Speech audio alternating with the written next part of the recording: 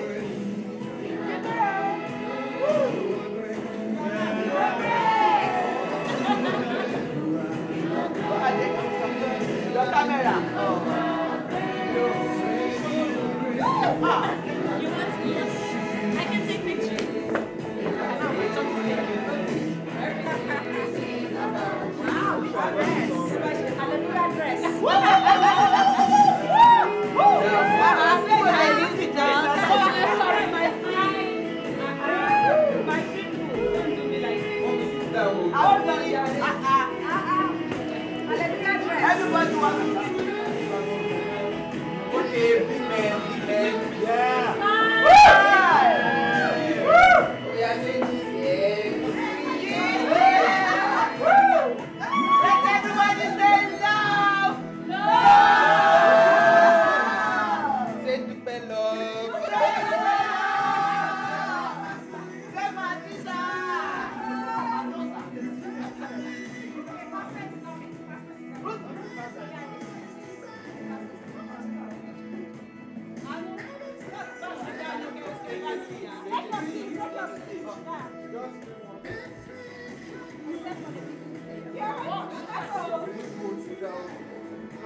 You are not going to be there, translate. Come now. Sit down now. Sit down.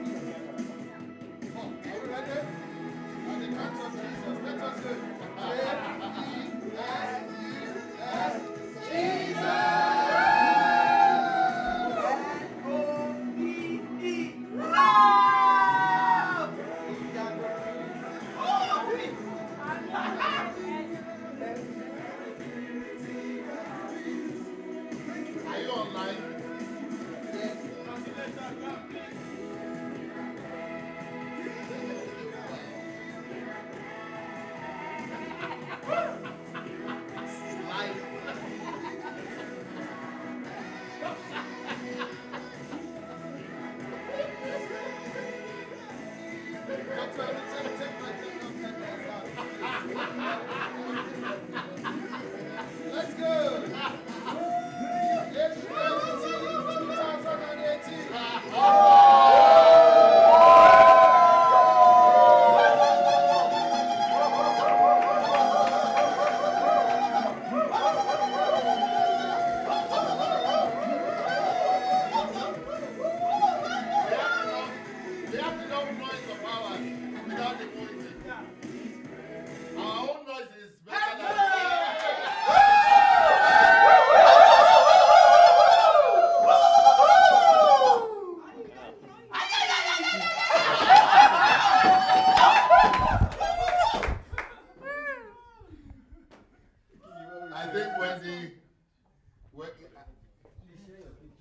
This morning. Coordinator. Coordinator. Join us. Coordinator. Please, all pictures. Yeah, yes. Please. You, everybody come in. Yes. Selfie. Who is the person with the cap? You just arrived. And so you will be the cameraman. Let everybody else come in.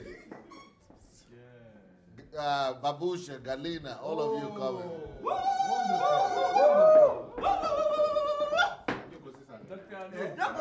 No, with this kind of suit.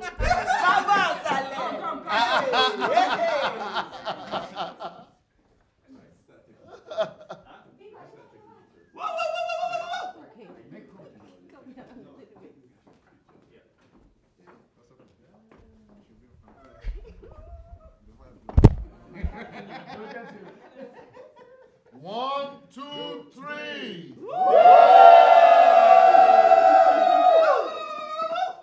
Are you taking anything or not? Take as many as possible. Yeah. The memory is there. And then don't forget you still have a lot of other. Speed. Yeah. Now go and be taking one by one of those. That one know enough. Take as many cameras. I'm taking his time. iPad. Wow.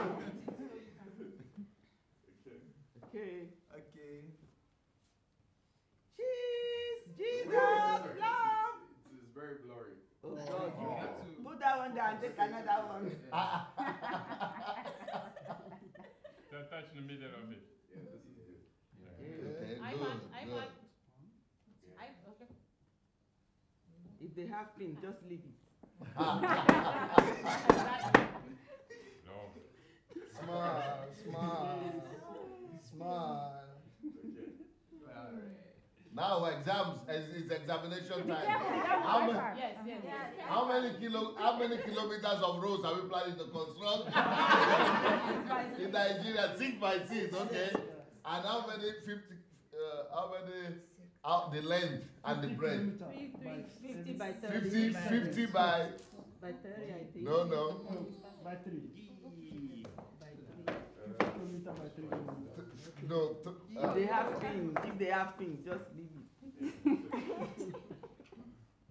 We are taking our world.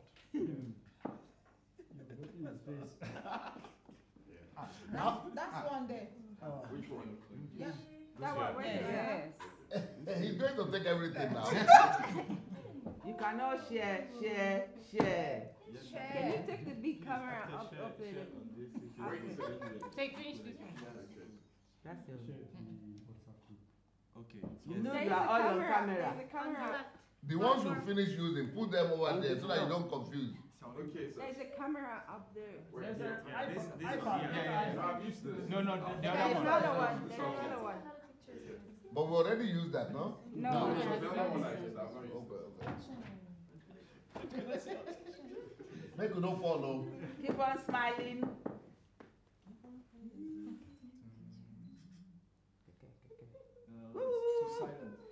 There is a Nigerian song where people say, I will lift him higher. Is it a redeemed song or is Nigeria something I will lift him higher or No, something? already. Okay, how do you sing it? It's your praise. Aya Jehovah. Don't worry. That's mine. He has given me victory.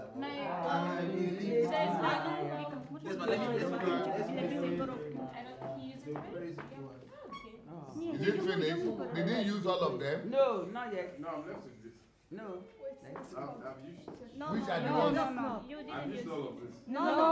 There's one and You the did just now. I didn't use The one. one Okay. at the top. Do the one you dey hold now. Yes. Finish with the one you are holding first. Mom. Yes, this one I like. I like that one. Let him enter. Right. Yes. iPad. I don't love the one.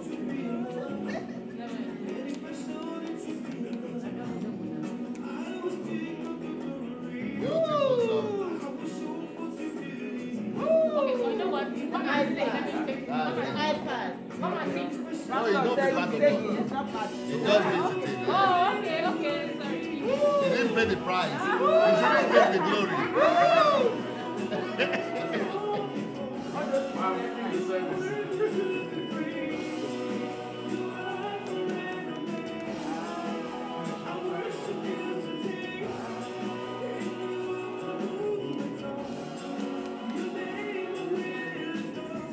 Has he taken everything? Yeah. No. He did the iPad too, yeah? Should I put my phone? Okay, is everybody put in their phone? I've not put to my head. Wait till they happen. No, we can see through WhatsApp. Don't worry, I'll share this one. Yes, you can share through WhatsApp.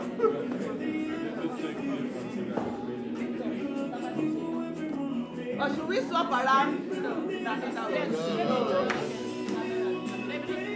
Please, where did you disappear to? PhD holder.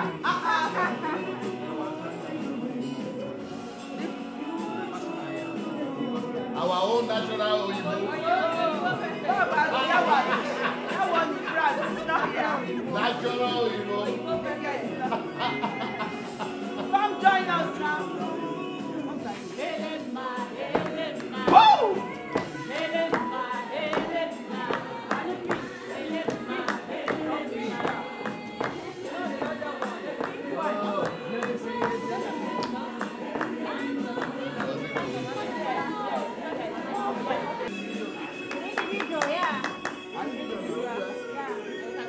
Thank you.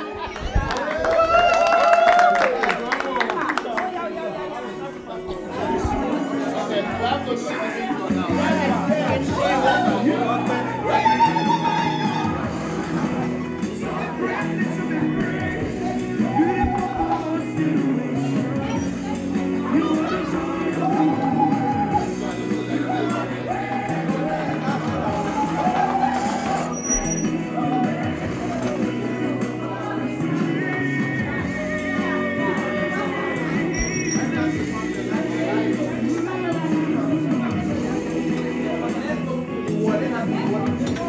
Going number one. One by one. So we have an official camera. For the next one. Let's take it.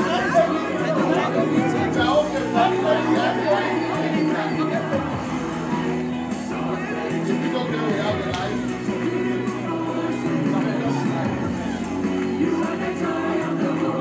What is it now?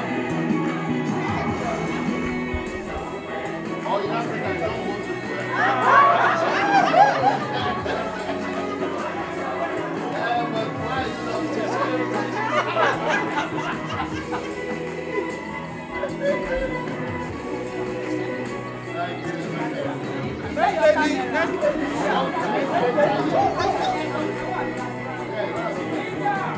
No. You can only use 8. Concentrate on your own camera and keep that back. You gotta have your own camera. Only one official camera. Only one official. They will give you the professional one. So don't bother with your own little one. Yeah, we've done that. So You get the professional one. Don't waste time on the little things. Let's do the professional one. I've done it many times. Very fast. Like the Europeans. You be living in Europe all this year. You know how to do it. Yeah, Next lady. You cannot appeal. I will take five. You are great.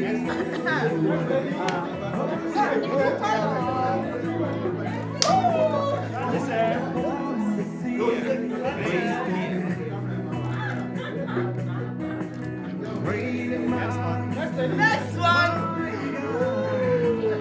Inspector General.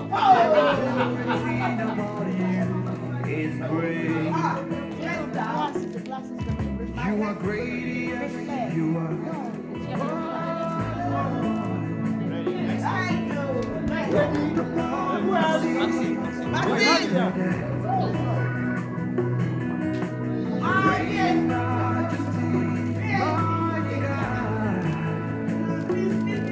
Everything written about you is great.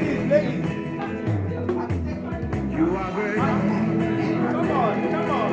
You are great. You are great. Come on.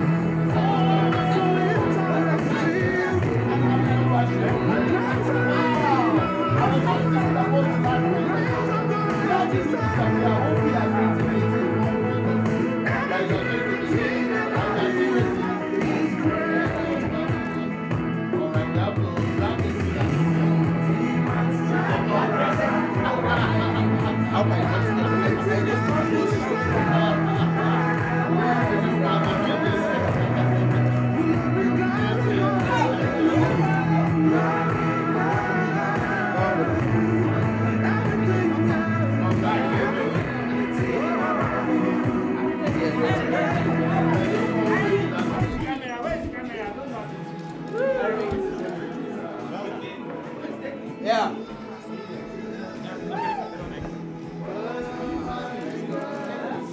I'm at the last one. Save the best for last, you know. Yeah.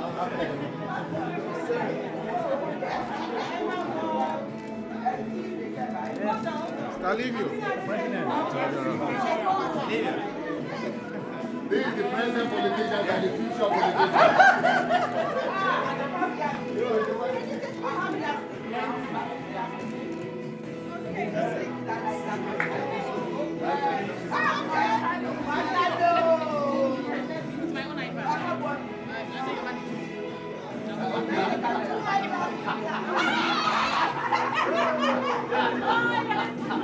All right.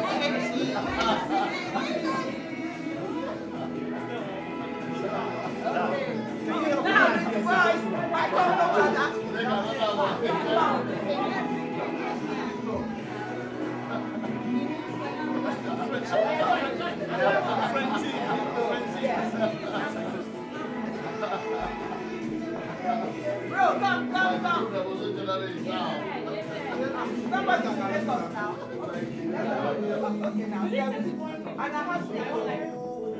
I'll send it to you. Okay, all right. Okay. Where's your camera? Camera will face now. I mean, let's all of us share our pictures. I'll send all the pictures for you. Thank you. Yes, Yoda.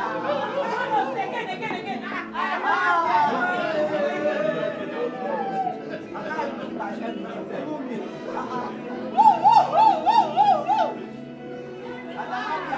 Share all your pictures on WhatsApp. Yes, I have that.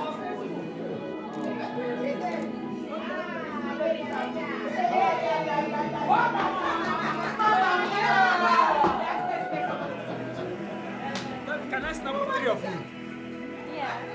3 of you is from France. Okay. All of us again? All French group? You want with me? Yes, sir.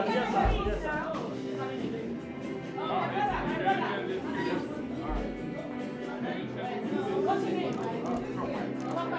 Canada, I join you.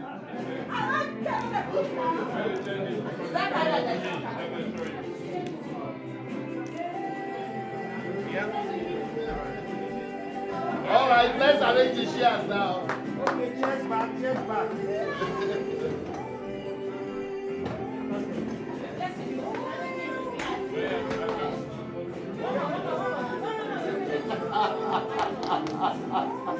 You are so Atlantic. In the family, you are back at home in your own family. God has seen everything.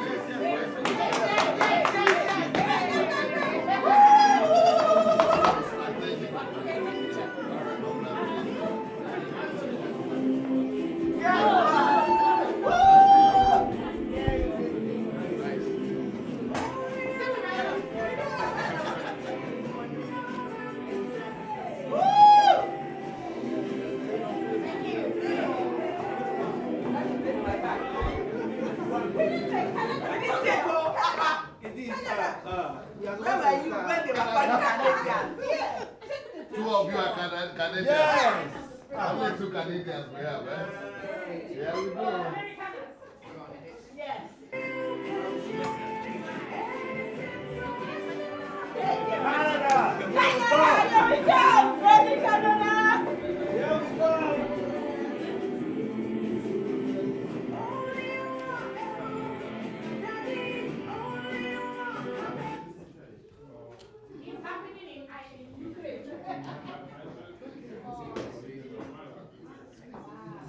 Coordinator.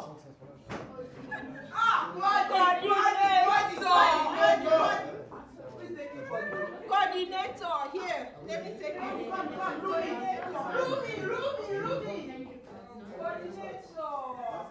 Okay, guys, let's start.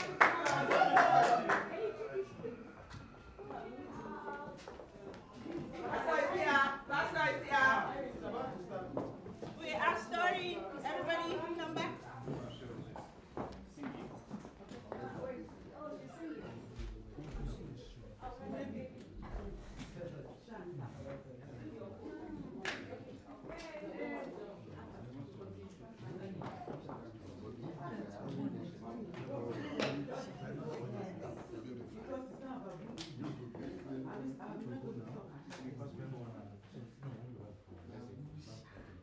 Babusha!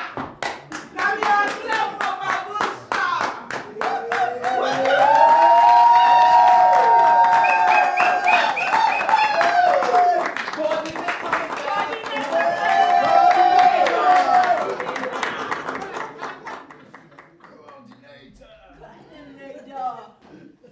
My coordinator. Yes, pam pam.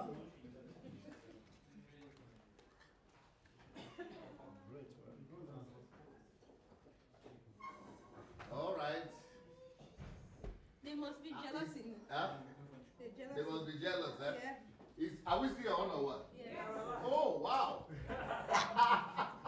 We are always on. Sir! I didn't realize we are still live. Oh. Life.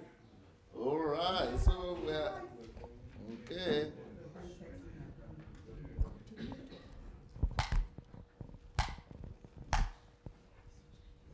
They'll be wondering. So you people also have fun in HMT? After all the hard work, sleepless nights, and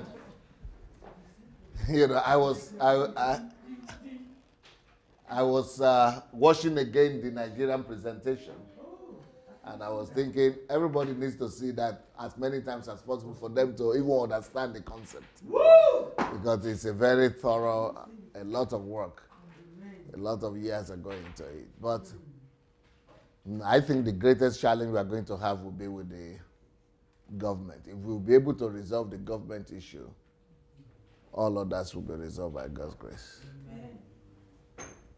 All right. So before Irene goes, maybe she could still make another topic. One more topic before you go. Okay, so today's topic is dealing with concrete national issues. Yeah. So how do you use biblical principles to deal with concrete national issues? Okay, here we go. Because of sin and the fall of man, every land bears the smears and marks of it in her. It is seen in the people of the land, in their standard of living, but most pronouncedly in the national problem of each nation. Now, who knows why that is? What we are saying is that because of sin and the fall of man, every land, every country bears in itself the smears and the marks of that sin, of that fall. Every nation bears in itself the signs and the marks and the smears of the fall of man. And how do we see it? We see it in the people of the land. For example, before I went to America first time, I had been living in Europe, for more than 10 years, and I've always been hearing of America. So I thought everything in America is perfect. Until I went there, bad news. But especially the people. I couldn't believe that. How can these people be living in America? And they said they're Americans, and the ones that I know are better in my own village cannot even get visa. As the way they are doing with this visa, as if everybody over there, they are better than you. So we cannot allow you to go there so that you will not remain. But I went there to discover that their own citizens are even worse than the people that are refusing visa. So why are they refusing visa? People who are even better than the people who are called Americans themselves. I didn't expect it. I didn't expect it that there will be more ordinary people in Nigeria that are better than ordinary people in America. I'm not talking about the elite.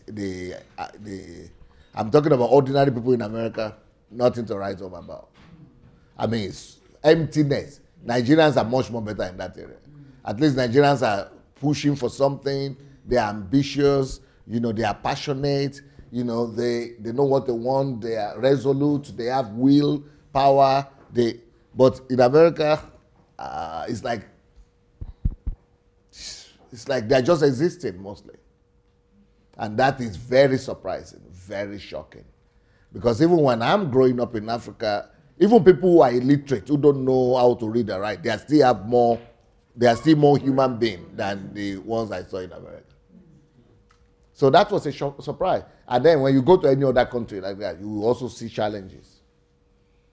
So what I'm saying is that every country bears in itself the marks and smears of the fall. And then the standard of living. Because in this Western world, America and Europe, the standard of living has been corrected because of economic development. And that's also because there are some people who have taken responsibility for the tons and funds and thousands of the land. But in Africa, we have not taken care of those tons and thousands. So we are still in, our standard of living is nothing to write home about. But most pronouncedly in the national problems of each nation. There is no country you will go to where they don't have national problems. And that's what will surprise you. There is a big dichotomy in most countries of the world between their ruling class and the people, ordinary people. When you see ordinary people, in England, for example, those teenagers, they are just getting pregnant anyway. Going from club to club, you say, and these are human beings. And when I went to England that's what surprised me. I said, but we used to respect white people because in Africa, the impression you have is that white people are advanced. Then when I saw the lifestyle, it's more than animal. It's not just like the pigs in my own village. In England, and they are white. So that's why we must go back to rebuild Africa. We have much more better potential than the Europeans. The Europeans have relaxed. They have relaxed. Everything is good. And you have more possibility of growing when in troubles, when you are in problems, when you are in challenges, than when you are in comfort. When you are in comfort, it destroys you more and faster. So we need to, that's why Nigeria is not coming off my mind. We need to go back and rebuild Africa. Okay? Genesis 3:17-18. Then to Adam he said, because you have heeded the voice of your wife, and have eaten from the tree of which I commanded you, saying, you shall not eat of it, cursed is the ground for your sake. In toil you shall eat of it all the days of your life. Both thorns and thistles it shall bring forth for you. You remember we spoke about this the first day? Yeah. Good. And you shall eat the herb of the field. By the way, Pastor Per, is Sarkozy going to prison or will not go? They will just... Pastor Per? Oh, no, I don't think so. He will not go? No, he's on drugs, but I don't know if he's sentenced yet. He will not be sentenced? Will Very close. He will never sentence the president? They will do the same thing that they did to Chirac. They will just...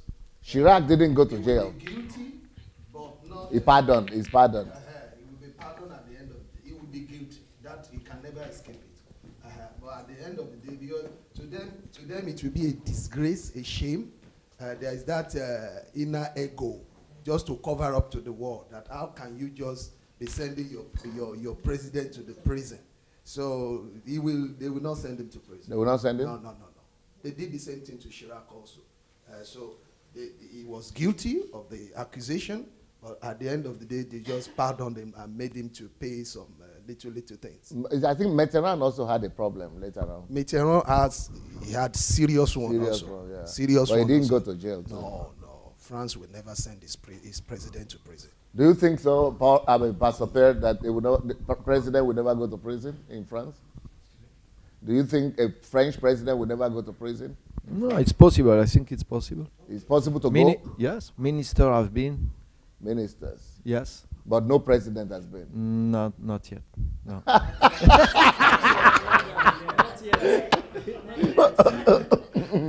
So maybe Pastor Wellington is correct then. France will send his president to prison. Never. But Brazil had just done it. That's an absolute statement. Brazil, they just did it in Brazil. It's only The most popular president, is it Luna? Luna. Luna. They just sent him to prison. America also will never send the president to prison. They didn't send, what was his name, Winston, or what was his name? The one that, Watergate. What was his name? Nixon. He didn't go to jail, did he? No, they just took him down. he resigned. Yeah, but his subordinates went to jail. But they didn't send him to jail. He admitted by resigning. So the fact that he resigned is already, he accepted his fault. But America will not send his fault. Yeah, because a lot of people also are saying what Bush did, the junior Bush, that he was supposed to be in prison, but nobody is sending him to prison. But the presidents of developing countries, America and France, make sure they go to prison. But they do the same thing, but they don't go to prison. Like what the French president and the Blair, what they did in Libya, they are supposed to be in jail. Normally. Normally. Yeah. What they did in Iraq, saying there was weapon of mass destruction, destroy the whole country, remove the president. They are supposed to be in jail. Nobody is talking about. But they bring the African president to the Cote d'Ivoire. They brought the president. Yeah, he didn't even do what they did. He didn't even do as bad as they did. But they went and put him in prison. Yeah? Wow.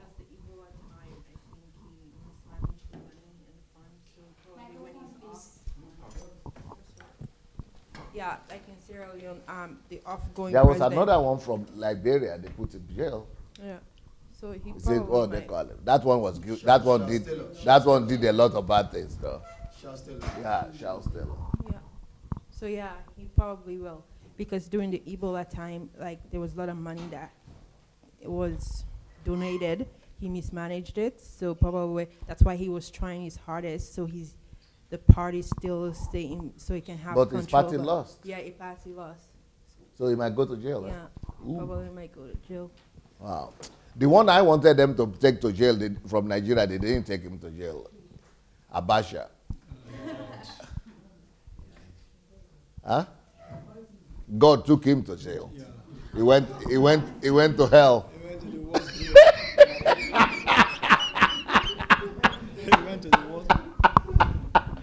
I think hell is worse than jail. No turning back. No.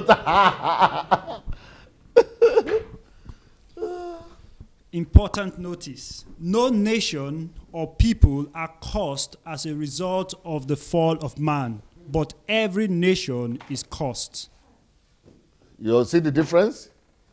You want to read that again? No nation or people are cursed as a result of the fall of man, but every nation is cursed. Which means every land. Yeah. Land. Because the land was cursed, but the people were not. So when you hear people saying the black people are cursed, don't believe them. When you hear people say the black people are carrying the curse of Ham, don't believe them. It's not true. It's not true.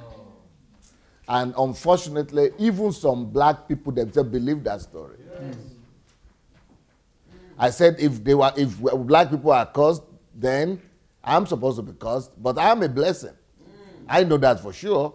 And I didn't just prove that I'm a blessing in Africa. I'm a blessing to anywhere I go. Yeah, and I'm the one teaching everybody in any country.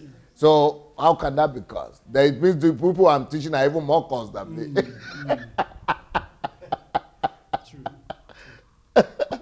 But you see, yeah? I just want to share as I learn, Yes. becomes aware of this. As the Wow. Matilda, is that a shoe? Is that a shoe? Yes. Wow, that is like a giraffe, something from, wow. Wow. Wow.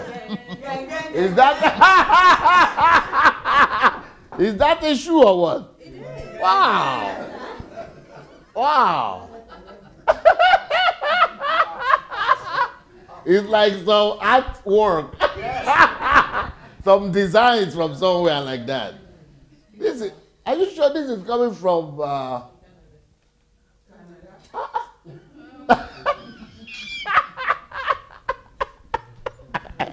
I'm sorry. Beautiful. It's beautiful. Yeah, I've trained myself to always. I've trained myself to notice stuff because if I don't notice, somebody will get annoyed at me sometimes. I better learn the lesson. And I teach men, you better notice. Yeah, you better. You better notice. Take notice. If you forget that compliment, don't run into trouble with me. If you are married and you don't notice things, I cannot guarantee your happy married life. Amen to that. All the girls are saying amen to that. All right. It's a gift.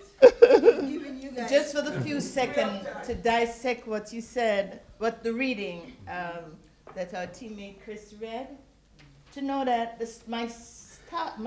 for me being stuck and being abused and suffered for a long time, the word curse was the halo over my head. Wow. The curse. Are you serious? The word curse. Because yes, I'll explain. I was married in Jamaica, and it's terrible about this witchcraft and voodoo, and this woman was with my husband, whatever. I can't say she take my husband. My husband play into it, and it was terrible for my life, miserable. So when I came to America, I saw this woman again.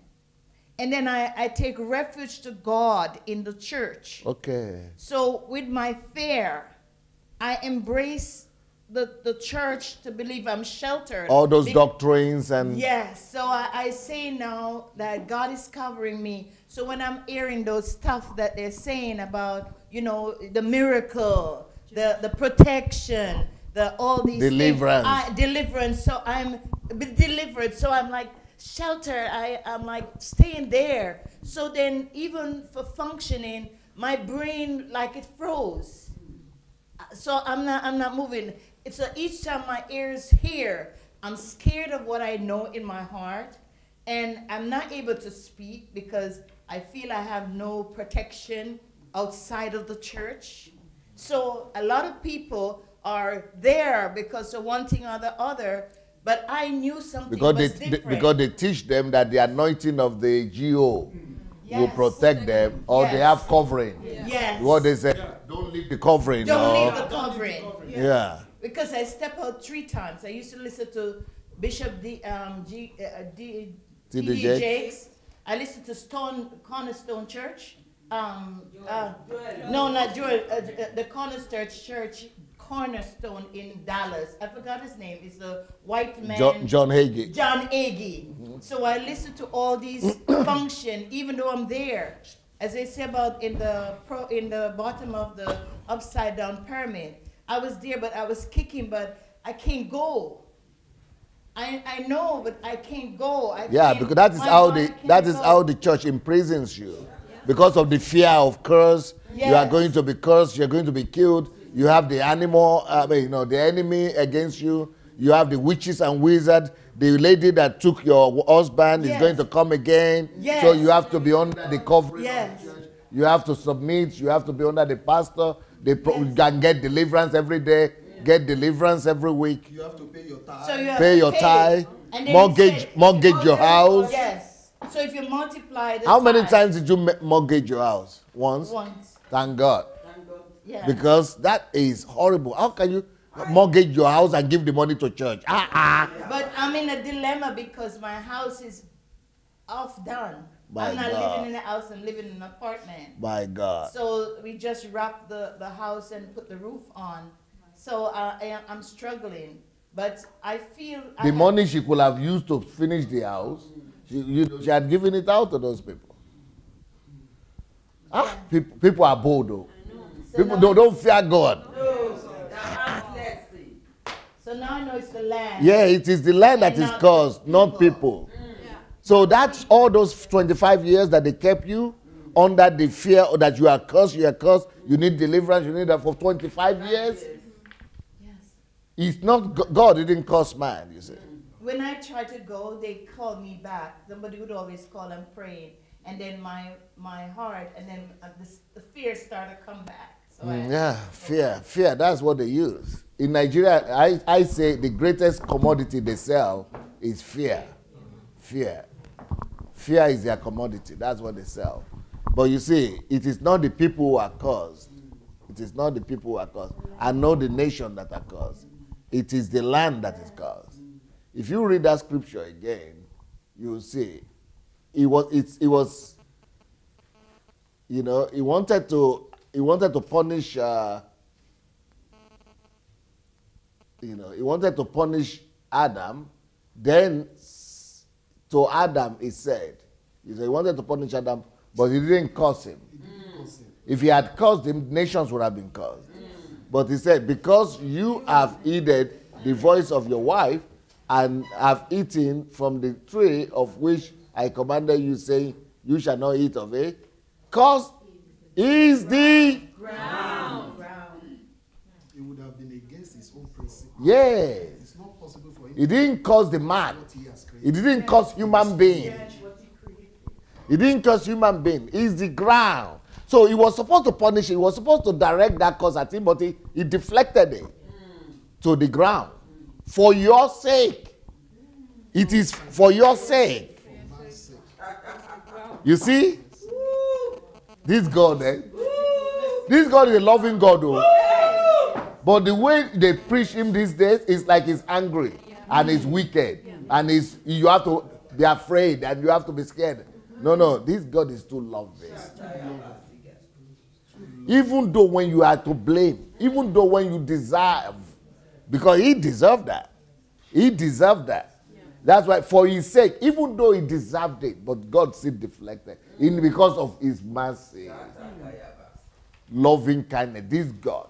And you think he doesn't love you? Because what Adam did is, he was supposed to ruin the whole humanity. So what have you done? You have not even done anything.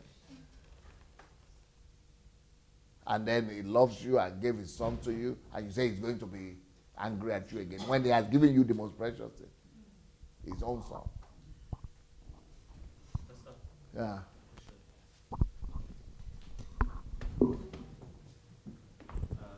Just to just understand. Clarify, yes, just a little thing.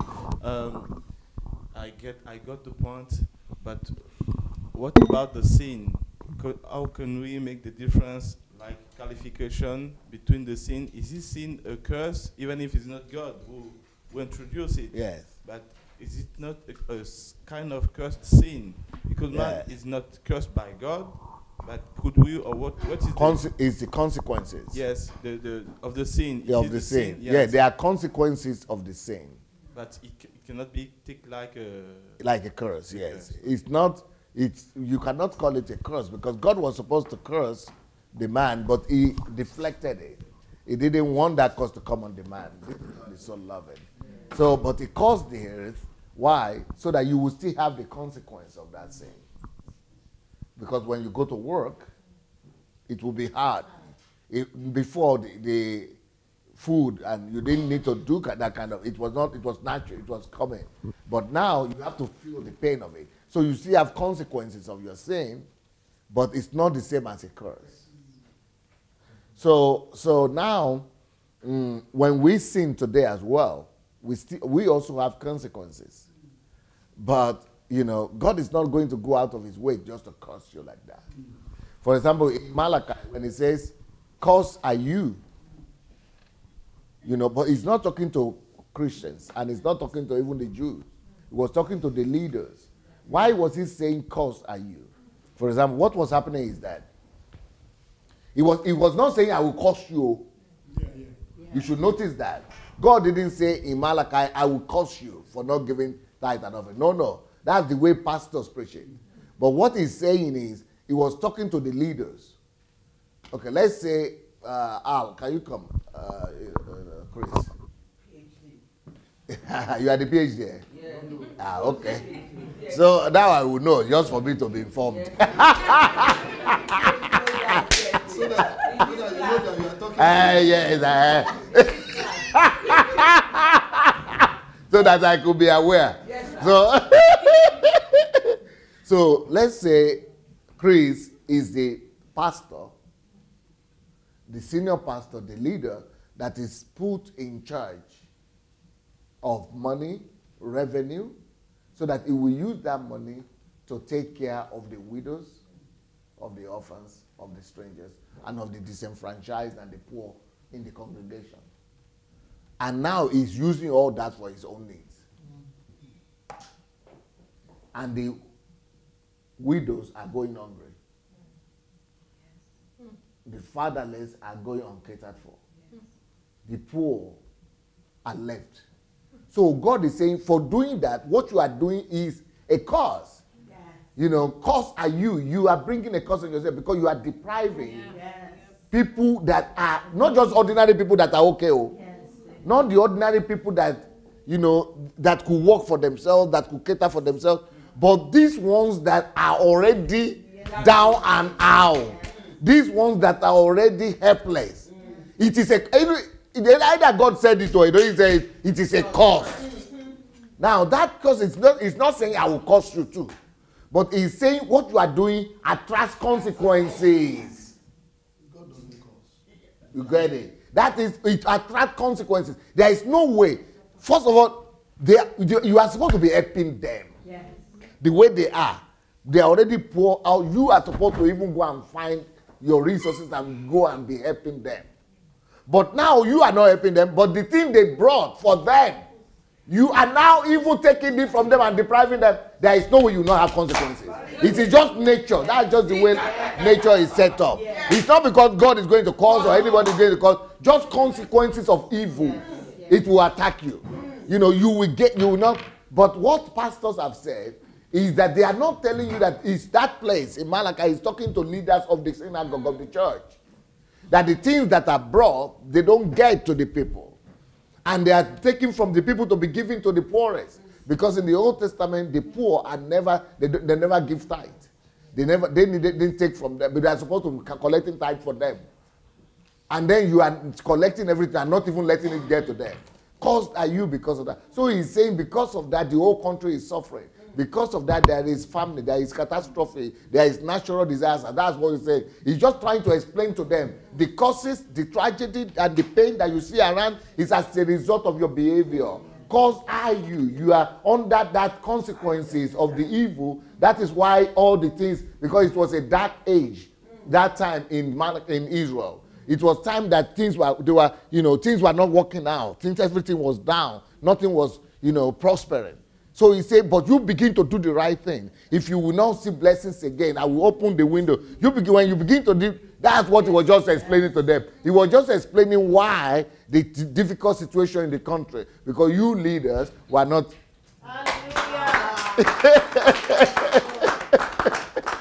That is what was happening in Malachi chapter 3. He's not saying I will now do it. I will go and do it. No, he's just explaining to. It's just like saying that Nigeria now. It's just like saying Nigeria that why are we in this situation? It's just, you see, you are cursed, means you are not blessed. Things are not working out because you are supposed to have mercy on the poor. You are supposed to do this thing to build schools, build roads for people, take children to school, have mercy. But you are building empires. We are repeating the same thing in Nigeria. Our pastors today and our leaders, they are doing exactly the same thing that Israel was doing, and the land is not being blessed. Like that time, the land was not being blessed. It was like under a curse. Today also, the land is not being blessed because the pastors are licking their hands, and because they are taking even from the poor. They are taking from the widows. They are not even giving. In Nigeria, there is no tradition of giving to the poor. They are taking from them and building larger empires. How will the country be blessed? That is the lesson we are not learning from that Malachi. But everybody is talking about Malachi, but they are not really telling you the whole thing about it. And they are interpreting it as if it's the people who are cursed. But he's telling the leaders, you leaders, you have done the wrong things. You have taken from the... That's why if you read verse 5 of that Malachi, chapter 3, verse 5, he's saying, look, you are not paying salaries to the people who work. You are depriving them their salary. You are depriving the weak from what is belonging to them. The orphans, the widows, they are not, the things that are meant for them are not getting to them. That is why everything is falling apart. That is why you are cursed. That is why you are under a curse. You begin to do the right thing. Let them pay the salaries for the ones who are deprived. Let them give to the poor and the widows and the strangers. You take care of them. You will see that the blessings of God with heaven will begin. The windows of heaven. It's not saying physical windows of heaven. It's just saying the land will be blessed again. Prosperity will come again. Consequences of evil will stop because you stop doing evil.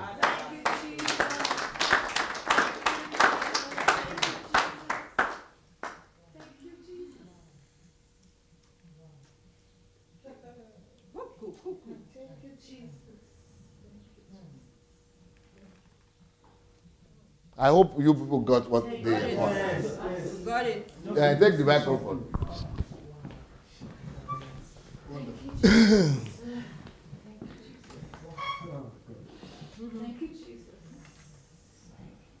Because what Pastor just said now,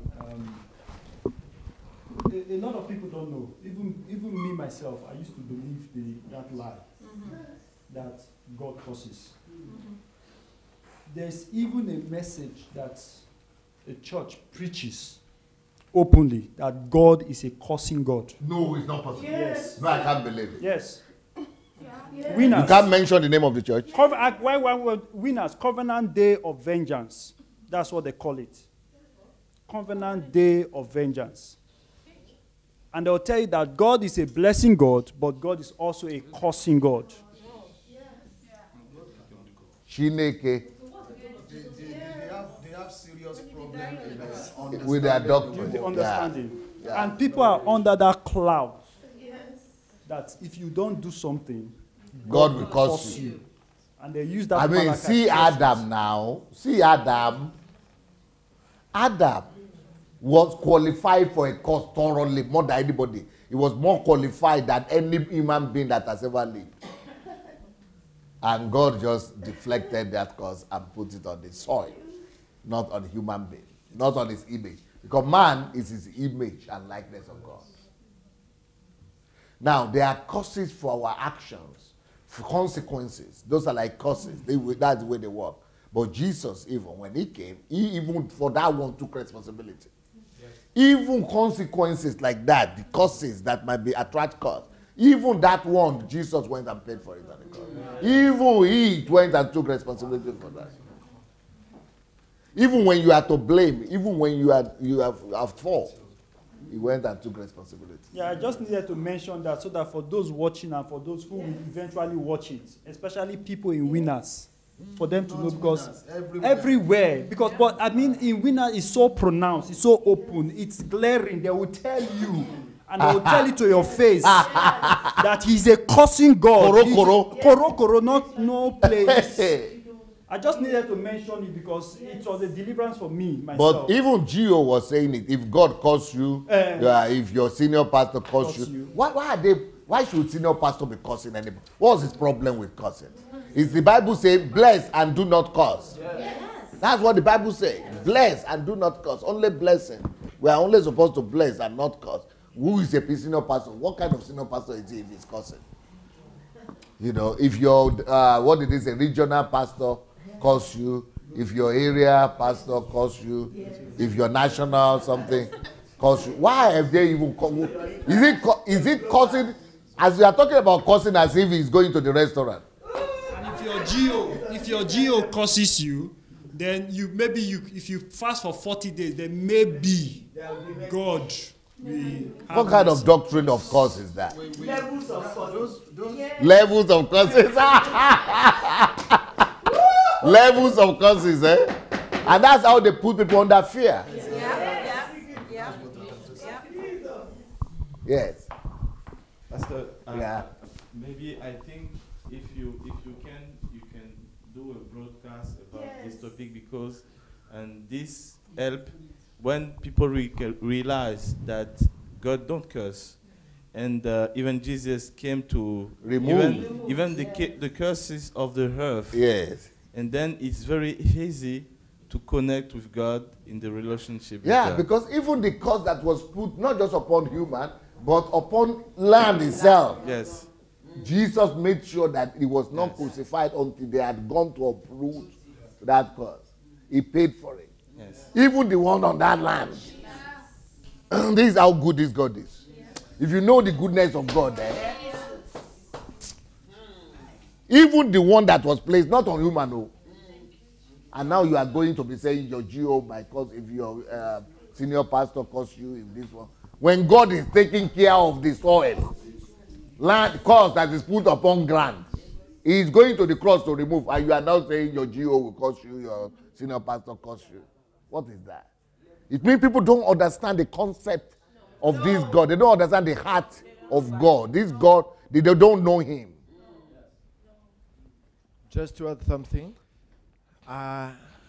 when the church, when people lose the real sense of God, people won't follow them.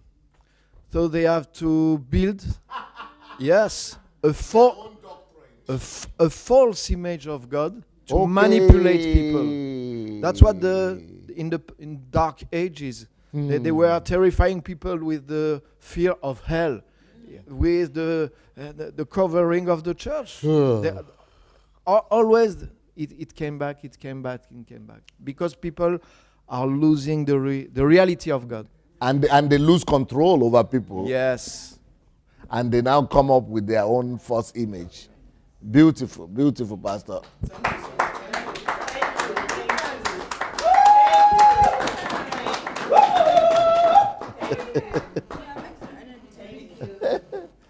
Okay, let's continue. Can you read it again? Important notice. Important notice. No nation or people are cursed as a result of the fall of man. Do you know that people even come to my own platform up to today and try to convince me that black people are cursed? I mean, because they look at the realities of our challenges. If we are not cursed, why is it that our economy is not doing well? If we are not cursed, why is it that the governments, we never get it right with the government? But I said, okay, if we are cursed, why is it that our economy used to do well? That time, were you not cursed too? When our naira was more than $1, when it, is it not the same people? Okay, now what happened when Europe was doing bad?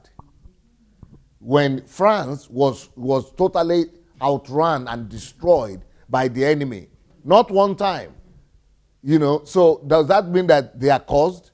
Germany, that is the reason for 2 world wars. They are supposed to be more caused. You are talking, we don't even have what we are having now is not even problem at all compared to the problems that used to be in Europe. Do you know that in Europe, out of plague, 20 million people died? We don't even have problem. We don't even have any problem at all. Why are they not caused? Which is more caused? Do you know that in Europe, if you have seen the horror that have happened in Europe, wars. Do you know that what do you call them? The Slavics, the people in the Scandinavia, what do you call them? No, they used to call them something. Huh? Vikings. The Vikings, do you know the kind of war? I mean, for 1,000 years, Vikings were demolishing the whole of Europe through war, going from the north to the south to England to destroying everywhere. That is more cause than anything you could ever imagine in Africa. You know, so you are talking about the realities of the problem of today. You are not because it's painful to you. You are not looking at it as a big picture of the history of the world and of the steps and the processes that every nation has passed through. If you have seen how other nations have suffered before they get to where they are now, the price that Europeans paid to be able to build Europe like this, they suffered like crazy. We are not suffering now at all. In Europe here, people used to, oppress each other. I mean, they used to kill each other, oppress. They used to own each other. Things were so bad. You know, all these cathedrals that we are seeing, all these beautiful things we are seeing in Europe, millions of people use their lives to build them. Slaves. Slave work. Wars. Conquering. Dominating. So we shouldn't use our present little temporary condition to say we are cursed. So if everybody is cursed, then Israel is cursed. Holocaust. Yeah. Sent out of their own house. Their country. Scattered everywhere. When they came out of Israel, there were 2 million. That was about 5,000, 6,000, 5,000, 4,000 years ago. They are just a little about that number up to today.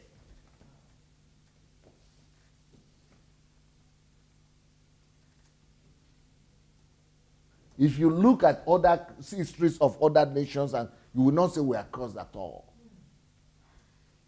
Okay, you say, but black people were the ones who were sold to Europe. Oh, yes, but not only. Do you know Irish people were also slaves? All of them, all Europe was slaves. But they don't call it slavery. They used to call it feudal. In the feudal form of government, what is feudalism?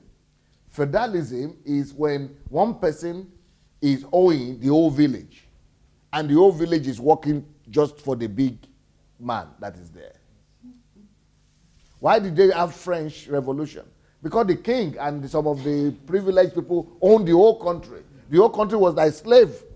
They have to kill him. Yeah, working to just sustain the aristocracy. That's what we are talking about.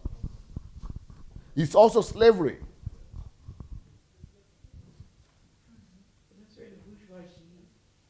So it is the only. So everything, processes have happened all over the world. So to now use that as an argument that we are cursed, I mean, it's not to know what you're talking about. So everybody, every country, every land go through some tough times and processes of, difficulties. Just overcome your own difficulties. Take responsibility. Fix your land. Don't make it spiritualize and think that cause is to blame, or Satan is to blame, or God is to blame. No. Take responsibility. Work.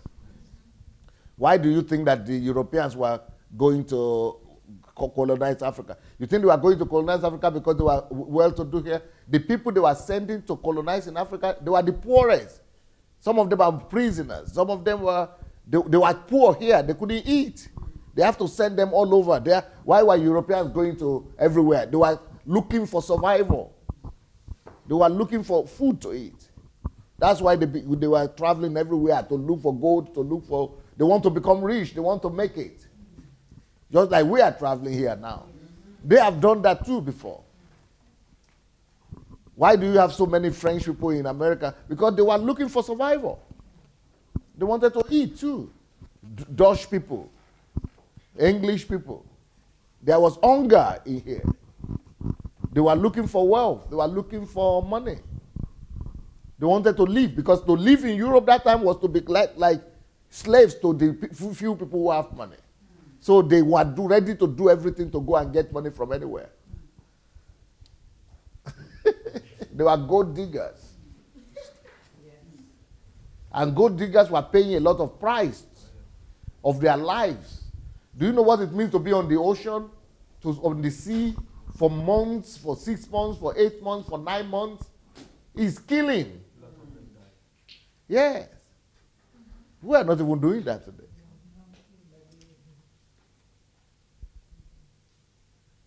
So God didn't curse people. I remember that. God didn't curse any nation. No nation is cursed. God loves people. God loves nations. God gave his only begotten son for people.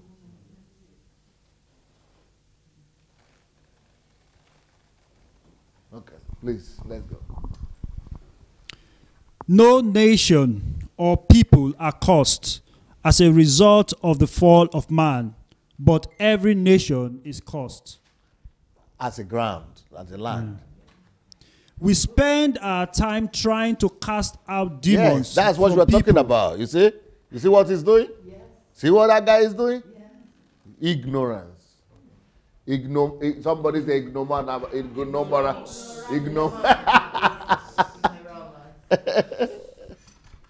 Yes. We spend our time trying to cast out demons from people and breaking familiar curses, which also has its place. Yet we do nothing about the whole nation, the land that was cursed as a result of the deeds of man. We're supposed to be taking responsibility for the earth. Build bridges, build economy, turn the desert into flourishing land like Israel did. Israel was taken. They were the beloved of God. God took them from Egypt and took them into the wilderness. And told them to make that wilderness to become a land where there is milk and honey flowing. They had to make that land become so flourished to become milk and honey from desert. Isaiah 24, 1-3. Behold, the Lord makes the earth empty and makes it waste. You see, the earth, the earth, not the man. Yes. Behold, the Lord makes the earth empty and makes it waste, distorts its surface and scatters abroad its inhabitants. Yes. And it shall be, as with the people, so with the priests, as with the servant, so with his master. That is what will keep on going on until man take responsibility for the earth. Because Jesus has brought redemption to the man. He has brought, all of creation are groaning and mourning like this. Until the manifestation of the sons to bring the earth also to the redemption and the glory of the glorious liberty of the children of God. Sons must make that happen. Yes. Isaiah 24, 4-6. Yeah, it's the same. Right. Individuals could be helped, but the national issues will still be prevalent. That's why we shouldn't just preach the gospel of salvation of individuals. We should preach the gospel of the kingdom that addresses not just the salvation of the individual, but also of the economy, of the spheres of influence, and of the earth itself, because the earth was cursed as a result. So redemption must be brought to the man and to the earth that was cursed for his sake. Yeah. This is what was referred to in Genesis 3:18 as the thorns and thistles. Thorns and thistles are those things that make life miserable for the citizens of a given country and land. You remember we mentioned this in the beginning? Yes. I have discovered, having lived both in Africa and Europe and visited all continents of the world, that every country has our own share of thorns and thistles. In some countries, it is crime, violence. In others, poverty. In others, sin, abortion, divorce, depression, suicide, child's pregnancy, etc. And all these things that you just mentioned now, somebody is supposed to feel in him that he has a calling to that area. That is a whole nation. That's a whole spheres of influence. So somebody needs to become the redeemer to that group of people, to that nation of people. Somebody has a calling, a burden, to one's sphere. That is how you take responsibility to his sphere of life and bring the redemption of the sons of God, of children of God, to that particular sphere. Hence, the gospel of the kingdom must address not just the individual sins, but also national sins and issues. So for you to really preach the gospel, you must preach the gospel of redemption to the man, to individuals, and also to national issues that are confronting the land. So if you come from Finland, you must see all the national issues, the problems of the land, and be able to address it. Don't just leave those for politicians. Politicians didn't bring redemption to the national issues, and they cannot. Jesus brought redemption to the national issues. So if you are in France, you must raise up as a pastor individuals who will go and address each of those concrete national issues. That is how you pastor. And that is how you bring redemption of the sons of God to that whole earth. Not just to individuals, but to the land. And that is how you remove the thorns and thistles that came as a result of the sin of man. It behoves us then to humble ourselves before the offended power, to confess our national sins and to pray for clemency and forgiveness by Abraham Lincoln. That is why this message is essential to know what concrete steps could be taken to deal with concrete national issues. Yeah, so I'm going to go more practical now, giving you more practical steps, how you as an individual can deal with concrete national issues in your land. Number one, if it has to start by spiritually uprooting the thorns and thistles and putting it on Christ because on the cross, by his stripes we are healed. By faith, he was crowned with thorns, proclaiming him the king of your land. That is the beginning, and that is what Christ has done. So what you need to do is to be aware that Christ has brought redemption. He has paid the price. So on the basis of that we stand, and we proclaim the redemption of the whole land. And at the basis of what Christ has done, I can go to that sphere of life and bring the redemption of the Lord there, because Jesus has paid the price for it. So it gives you liberty, it gives you boldness, it gives you the faith. You know there is a reason for the redemption. There is the price has been paid, just like for the forgiveness of our sins. Matthew 27:29 to 30. When they had twisted a crown of thorns, they put it on his head, and a reed in his right hand. And they bowed the knee before him and mocked him, saying, "Hail, King of the Jews!" Then they spat on him and took the reed and struck him on the head. You see what happened, huh? You remember? Yeah. That with the redemption would never have happened without thorns. And that is what came as a result of what? The curse on the earth. And now that same thorn has to be remembered. And it came on the earth, and it has to be uprooted from the earth for the redemption of the earth to be accomplished. That's why it has to be put on him. He carried all curses, all our sins, and the curse of the earth on himself. And then that is to lead to what? Crown. Because that thorn became a crown on his head. And that is supposed to say he is now the one that is the Lord of that. Instead of the thorns, he's uprooted, and Jesus is put in the place of the thorn. He's now crowned as the Lord of that land. That's how we bring redemption to our land. Number two, when you see abortion, crime, violence, divorce, etc., we must not just address the problem, but the cause, the root of the problem. Apply the principle of cause and effect. Defend the unborn against abortion, even if they persecute you. calumniate you, set traps for you, take you to court, or kill you, by Pope Francis. Number 3, most societal... So when we talk about addressing the cause of the issues, you remember what we said, that the reason, the cause of every national problem is not religion, it's not tribes or nationality, it is what? Sin. Sin. We always go to the root of all national problems. Okay? Number 3, most societal problems have their genesis in the home. Hence, families' lack of fathers are responsible for the nation's lack of values. Yeah, so when you talk about values, a lot of values are missing in society when there are no fathers.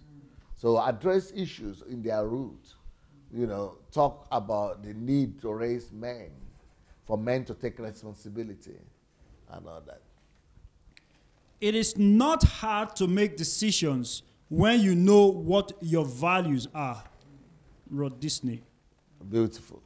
Number 4, sexual purity before and after marriage are the cause So of... we are taking concrete national issues. So one is fatherlessness. One is, the first one was the problem of sin, then fatherlessness, then we have teenage pregnancies and all kind of promiscuity that we have in society, yes.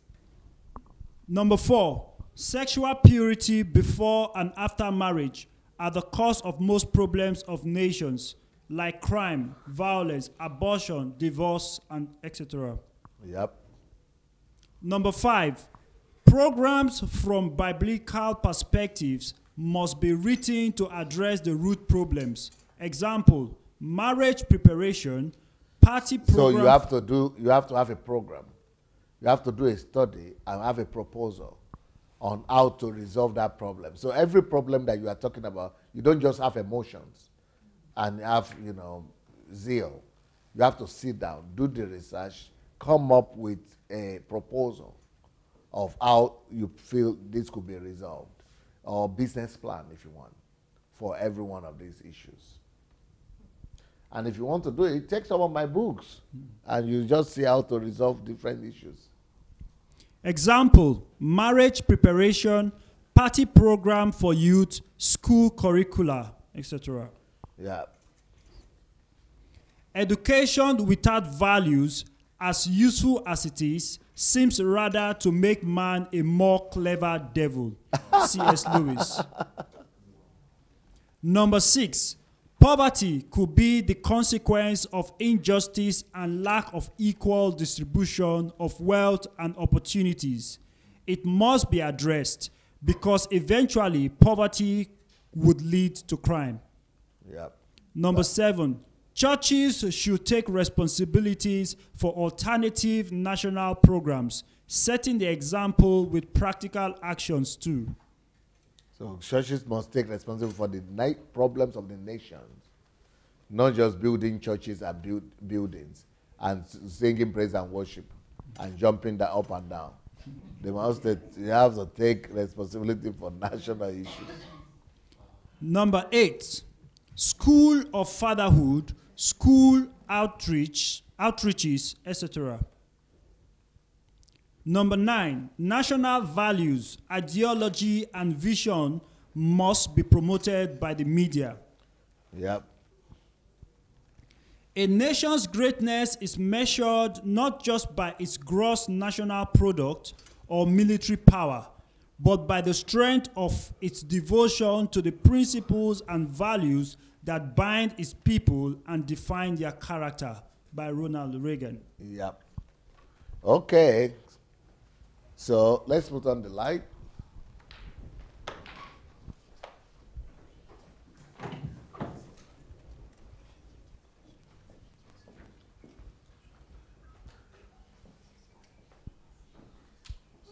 All right. So dealing with concrete national issues, who knows now that really the church and we as Christians, we can make a difference in the nation. Yeah. Yeah. We have the answer. We have the answer.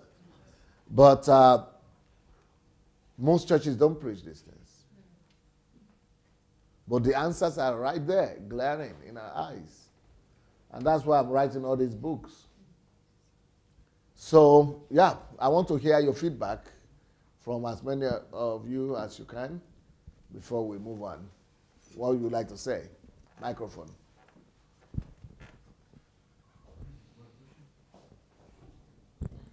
So, any lessons learned? Did you learn anything? Did you take anything for yourself? Nobody learned anything.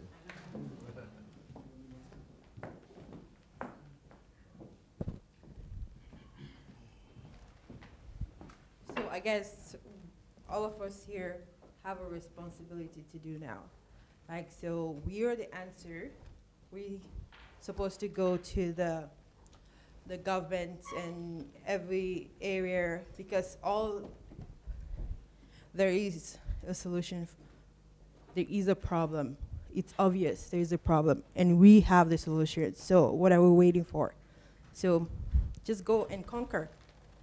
That's all I have to say.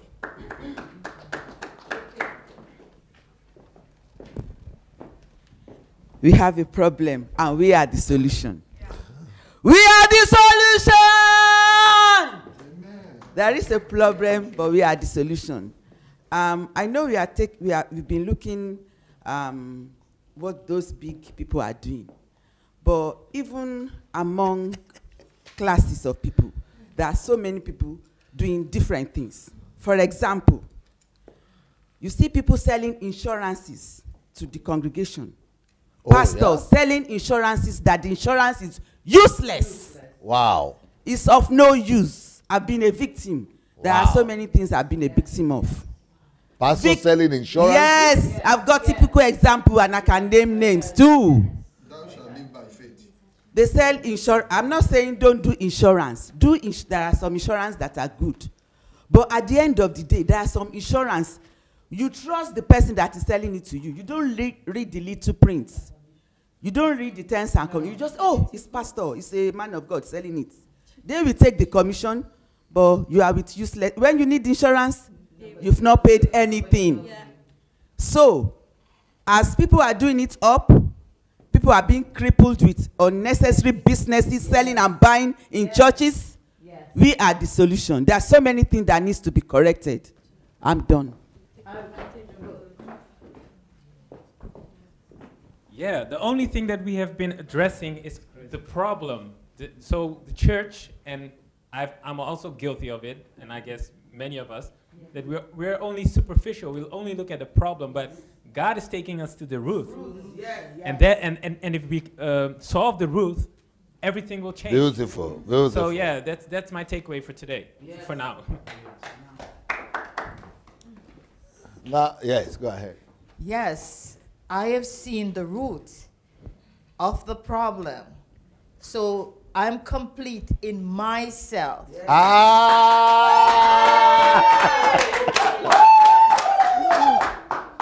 Because the Bible says that the name of the Lord is a strong tower, and the righteous run into it, and he said, but he said the name of the Lord. He didn't say the church of the Lord. You know, the name is your personal relationship with him. You know, but people have said, it is the church. It is the organization.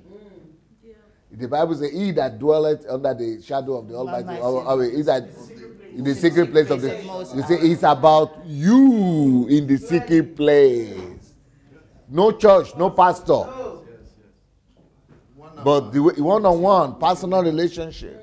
But the way they have made people to be, Yes, the creation was that it's an L factor. That was, the scientific or the spiritual function that exists around me. I can tell. It is God, the apostle, and then me. But I always say in myself, syncretism, where I have the big question. So, you have to go there to come back to me. And how much did you miss before you get to me? Because I'm a very curious person. I have questions. When I was, my mom beat me up at the age of 18 in the bathroom. because I said to, she was doing my little sister, and my mommy, you know, we grow old now. Look at me. She said, boom, boom, boom, boom. I mean, you know, I can't run. So I'm saying now, I was battered in a place where I'm an adult, but the ignorance of believing I'm cursed or I'll be cursed and all these things, and the root of not knowing that it's not me that is cursed, but the earth, the ground is cursed. The nation is not cursed. Yes. So having this knowledge today, I am complete. Yes. Coming to Ukraine, I'm a new, I have my rebirth, and I'm regaining my years.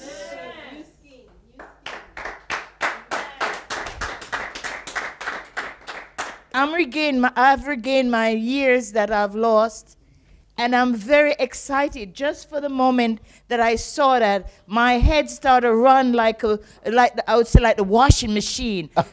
See now, I need those girls that I see in New York, and I need to touch all these people. Yes. I'm just visioning the different areas that I can actually reach, because I know before I was a wanderer, I was seeing these people and I was bringing them to church, and I was watching them being injured. And What you need to do, yes, just take any one of these books. I got that. Begin to study with them. Yes, I will. For example, the black people, you know, who said black people are cursed. Anytime you hear that, get a hold of this book. When you read this book, you will discover that black people are not cursed at all. We are so blessed, you will be amazed. In fact, I'm sorry, I'm going to do something right now. Hallelujah. I'm going to do something right now that is going to, for those of you who have not read the book, so just to let you know, yeah, you keep on talking, man. Keep on talking. That book that Pastor Sunday's holding, I got it the minute he flashed it out of his mouth. Amazon, on my phone right away. The next day I had it. I started, it wasn't too, anything he says and the light bulb go off, I know that there's more for my life. I don't waste time. November, the last week, I couldn't make it January because I did not know about my class for school, but I'm here now. And I'll say to anybody else, if you wait, you're going to lose it and lose more than you could ever imagine. Now is the time to advance, to get to the level that it's going to blow your mind yourself. Because for me, I haven't laughed for many years. And a couple of nights ago, I laughed till I... For those, I'm going to talk now. Okay. For those who have not read this book,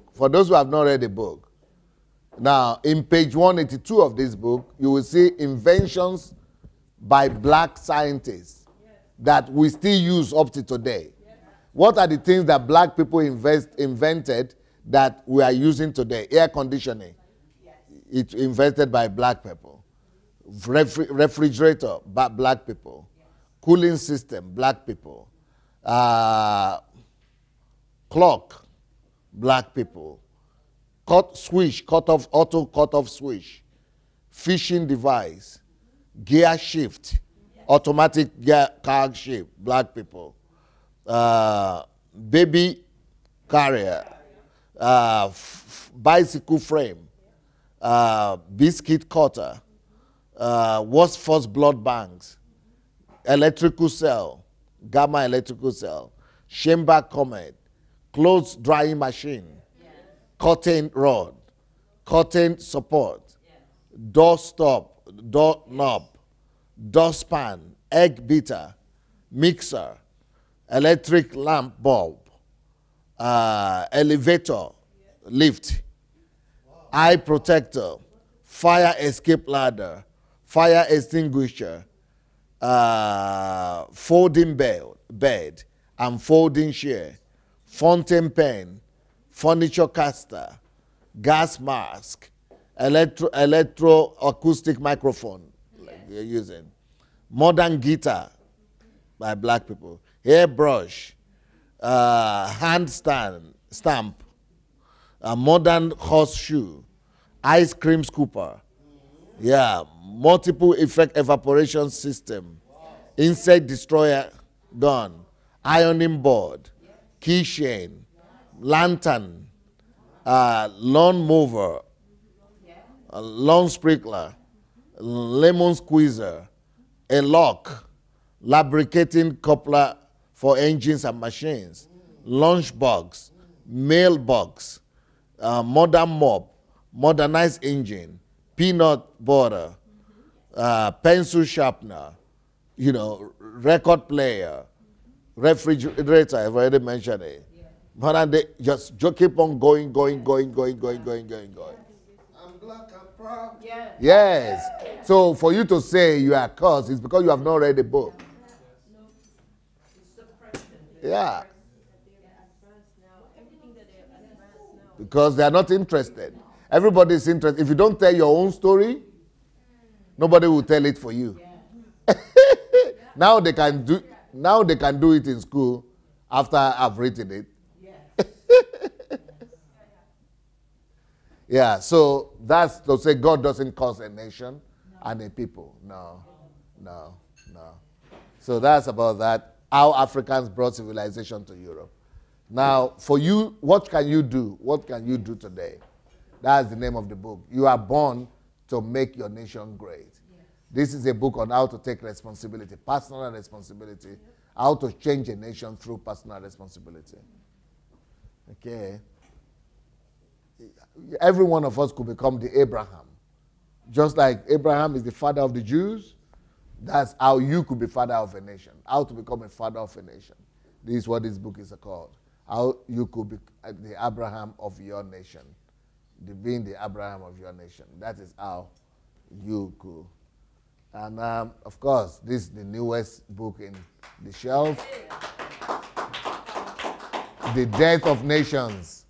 The Death of Nations. Why countries fail. Why countries fail. The Death of Nations.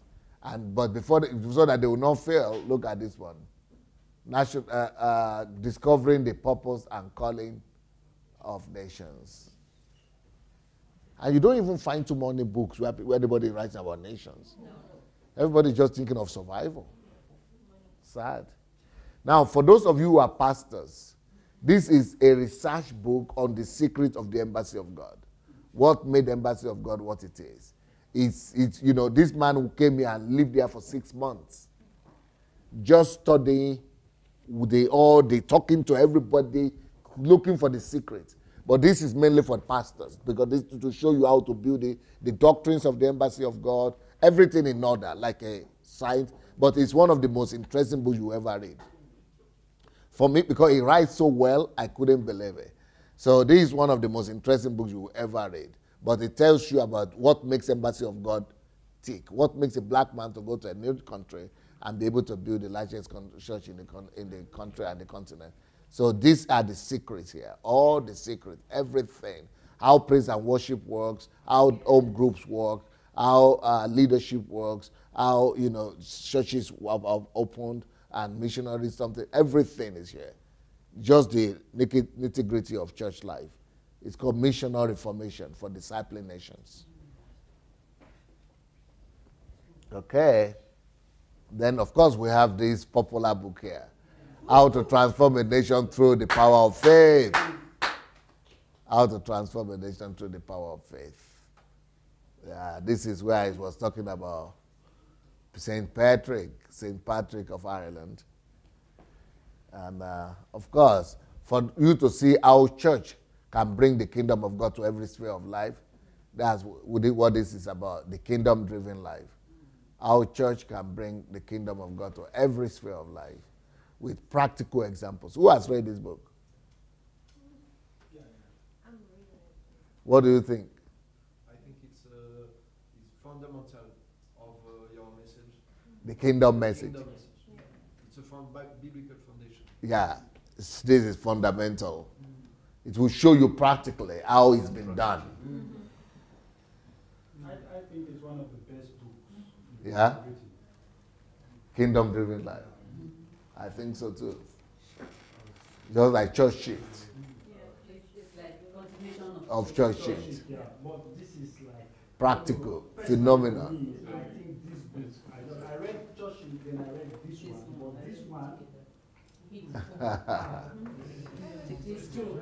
People say church shift. I will go for this. And if you ask me to pick, I will go for this. Yeah. We have good connection because I read Rick Warren, King, Church-driven, purpose-driven. And that was more about individually our life. But when I came here after reading this, I could see this is serious stuff. Yeah, because that's one of a book. It's 30 million people been recorded very strong. Purpose-driven life. Yeah. When I come here, it was more because I'm so attractive of a kingdom concept. This is that is for me. And then in my church, I started to be more inspired for of course, because this is serious in a way like this. Things we don't see. We see ourselves, but this we don't see, which is our mission. Yes, yes. After finishing reading it gave me the ability to know that I'm part of the kingdom, that I can do something for the kingdom. Yeah, it's really motivated me. Before, the kingdom used to be somewhere in the spirit. Yes. I think it's just going to church and then just keep going to church and serve. But this one is like practical. I was able to. You wanted to say something. Okay. This exile, when you talk about we make church, we run away from problem. Where is problem in society? If we come, this is a good place for exile. And that is escape. Yeah, I made a review on Amazon on this book. And okay. Yeah, and what I said, if you die as a Christian without reading the book, you've done yourself a very great disfavor. This without reading the kingdom-driven life. Yeah. For me, like you said, the kingdom has been mystical, has been like a spiritual, whatever. You can't really mirage. touch it. Mirage. But after reading the book, it became substance.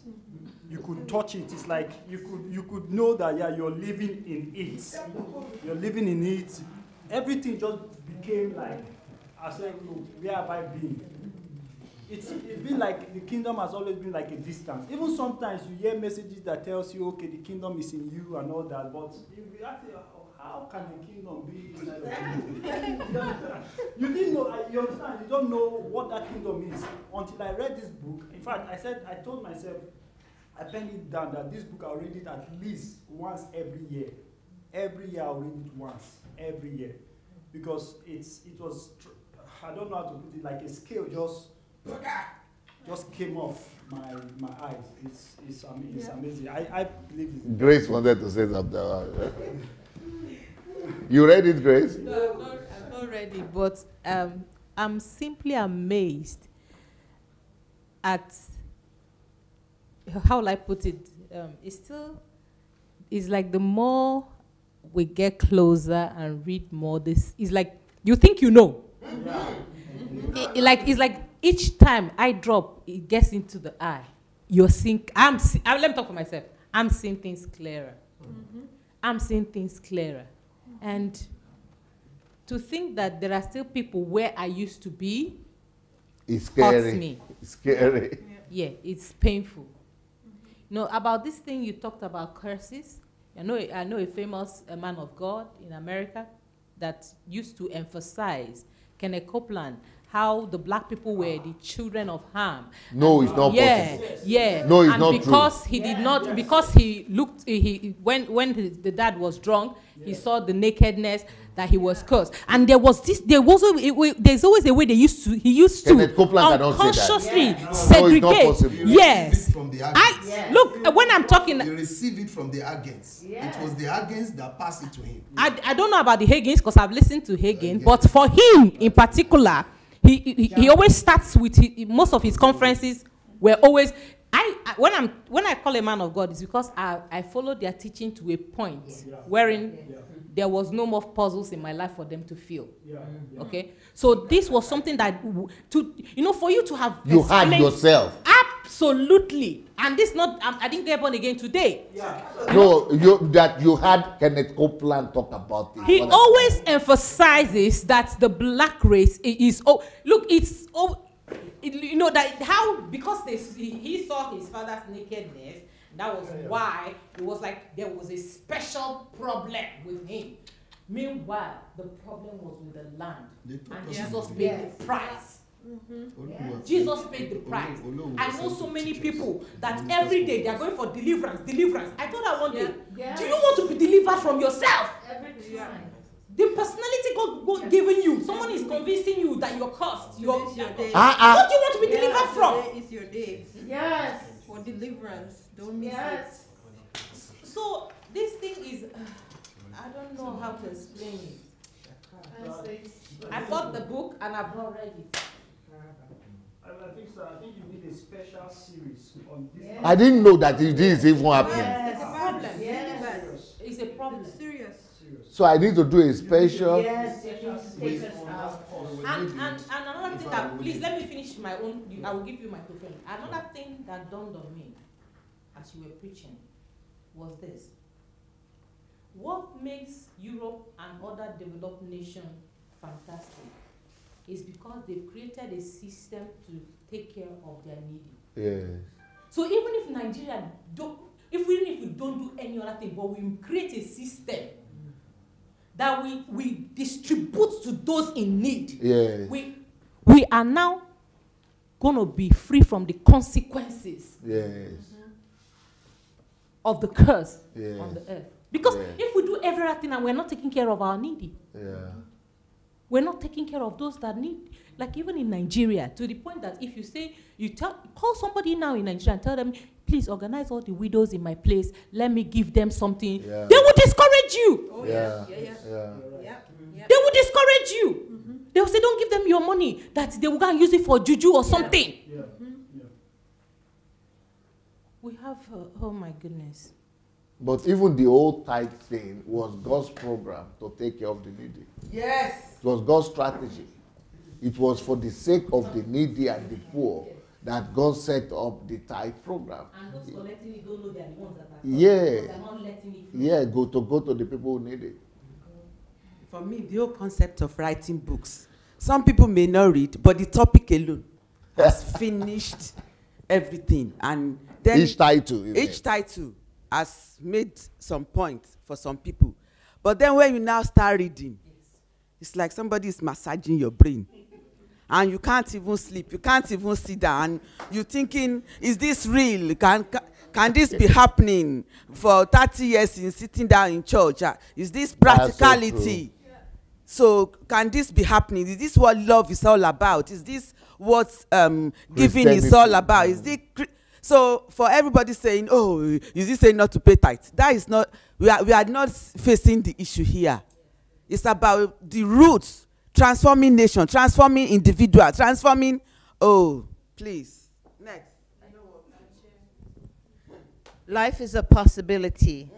When I start reading Life is a Possibility, because life is an opportunity. Life is predictable. That's the word. Thank you for the correction. Predictable. And I opened the book. I started to read it, and I'm like, life is predictable. And I'm reading, and I'm examining myself.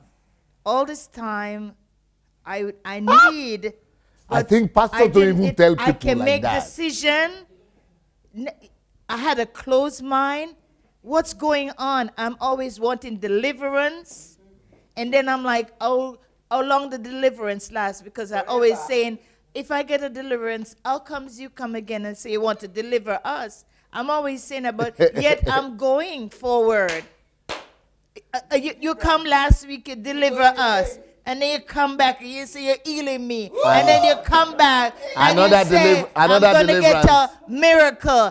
and I must give this portion of money. I even leave the purse in the car, but when I sit there, my heart is, I'm going crazy. Oh, I have to go outside, go get my pocketbook because I can't miss this deliverance, or I cannot miss this miracle. Sad. So I was Pastor worn Perry, out. you wanted to say something? Thank you. I was in Ivory Coast 1 week ago, and I said to the pastor, please, let's be delivered from deliverance.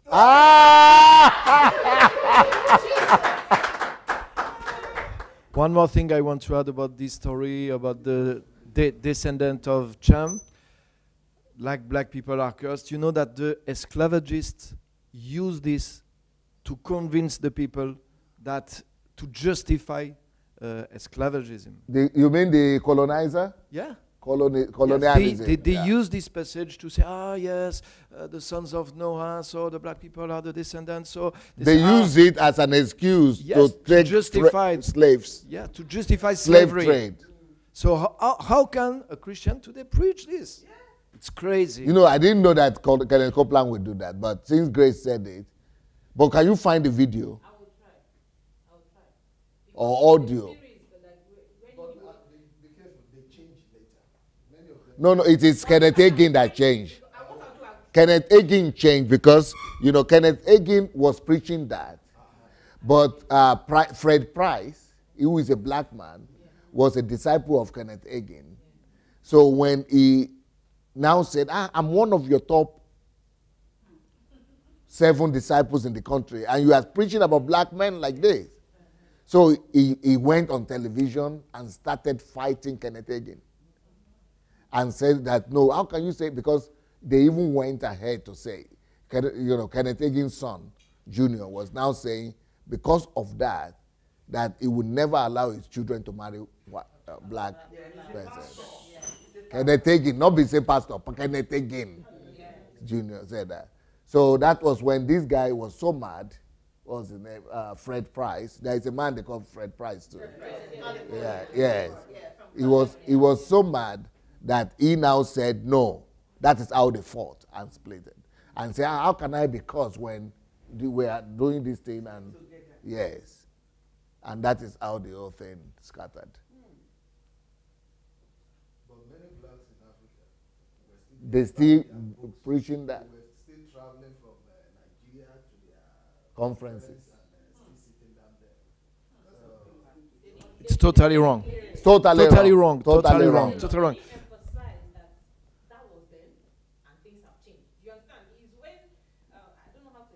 No, it's not even black race. That Ham even. I'm going to do the research. You wait. You wait for my answer. That even Ham is not black people. It's Egypt. It's Egypt and the Arabs. But they are using it as black people just because of the colonialism and because of the slavery. Yes. And just one more thing about the HMT, I want to thank you for the teaching. And for me, what I get the most is that I had the spiritual insight, for example, that Jesus redeems all curses, even the land curses. But you have a unique way to convert it into practicality. And now I have the reason why, but I know how to do it, how to implement it, so from the first step. So that's what I take, and I'm going to convert it, and I want to thank you for everything. Amen. So good. Thank you. Thank you. I've always known God as a God of principles. That I've never missed it. I've never missed that. That God, they always teach us, but somewhere there, I was always there, and I was always saying, look, this is not mine. I'm not cursed. I am not cursed. I've been holding to this Genesis chapter 2, verse 20, chapter 8, verse 22, that while the earth remained, seed time, harvest time, daytime, etc., that they will not cease. Now, this is a principle. He put it in place. So we have the cause and effect system on ground, which means really anything that comes up is as a reason of what I sow. It is not God that is bringing it. He went further. It is this one that I really want to share with us. Jeremiah chapter 33, verse 20. Because people just always limit it to the book of Genesis chapter 8, 22. Thus says the Lord, if you can break my covenant for the day and my covenant for the night, so that day and night will not be at their appointed time. Now, there was a consequence as a result. Now, it's not talking that, it's not saying that he will bring a curse or that he will be the root of everything that man will experience. But rather, if we will not do the right thing at the right time, what I'm so to do in my daytime, if I start doing it in the night, I will not receive the blessings that I'm to receive in the day. Mm-hmm. Why?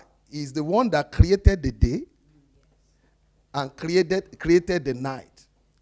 So what I'm to experience in the winter, if I don't do it and I'm start doing it in the summer, I will not experience the blessing that himself has deposited during the winter. So God has put some things in place. As many that desire to receive those blessings at those appointed times, they must key into it.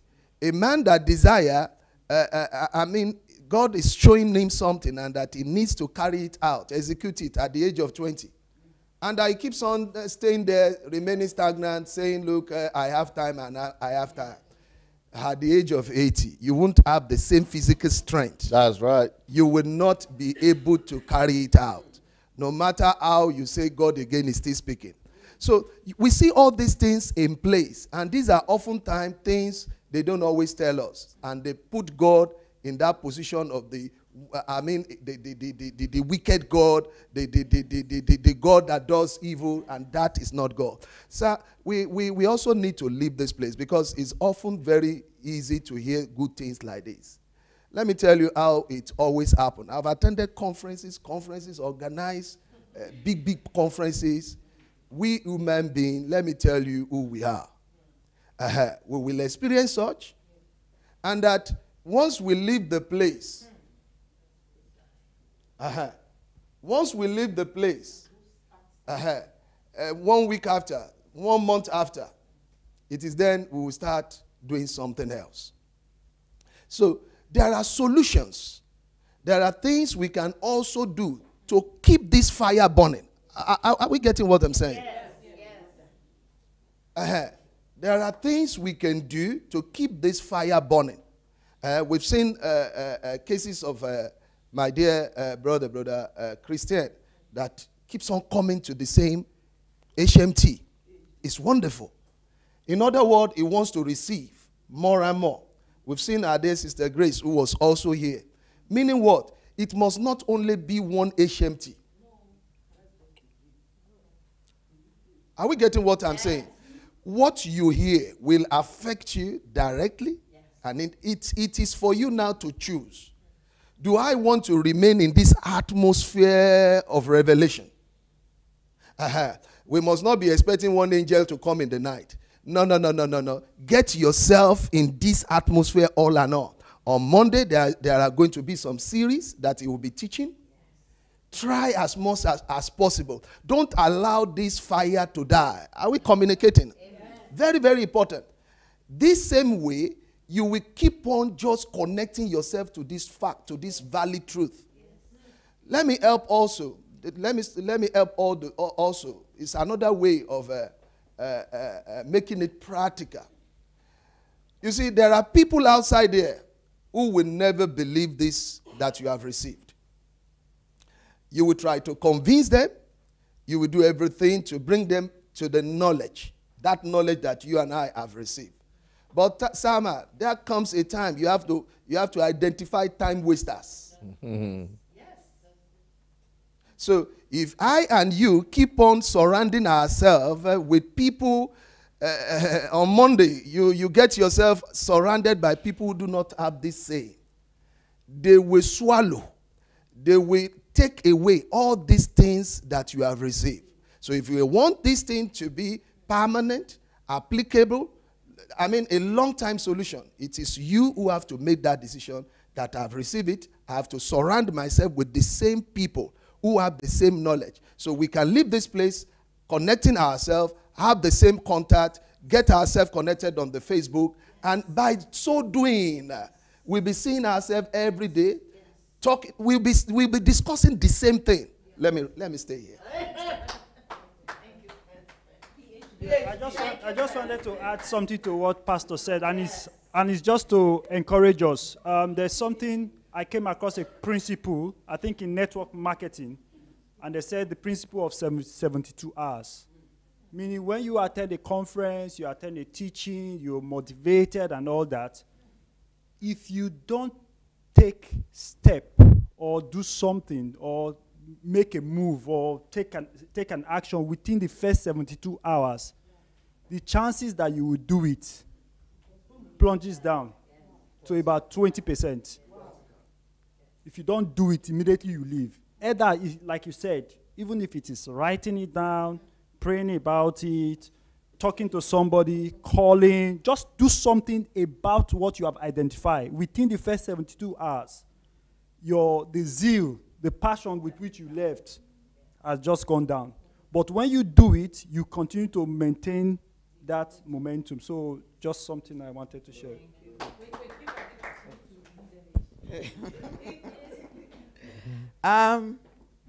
For me, it's God's business. Anybody here that attended this, you can't go back to your old life. You will live. Even if you will be hearing God doing your door, jaga, jaga, jaga, jaga, you have to live, because it's not just about individual. It's about a community. It's about an atmosphere. It's about a connection. For me, what I've seen here is more than a book of a lifetime, because it's practical. It's practical. You can touch it. You can feel it. People in the kitchen are saying, are they okay? Pastor is not there. They can't speak what I speak. Okay, I'm okay. You ask after each other. You know, there are certain things that if it's in your head and God saved you for a purpose, the purpose of God must not be wasted over our lives. So I believe if you are here, whether it's slow, somebody sing, whether it's little by step, somebody else will drag you. Yes. Coordinator is here, he will drag you. I know she too is dragging herself. But we are our responsibility. And not even that. Pastor is here. He won't let us go. So praise the Lord. Hallelujah.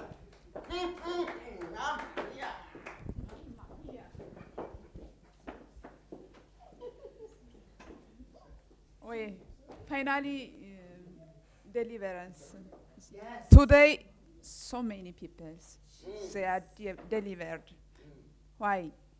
Because the truth is here. Yes.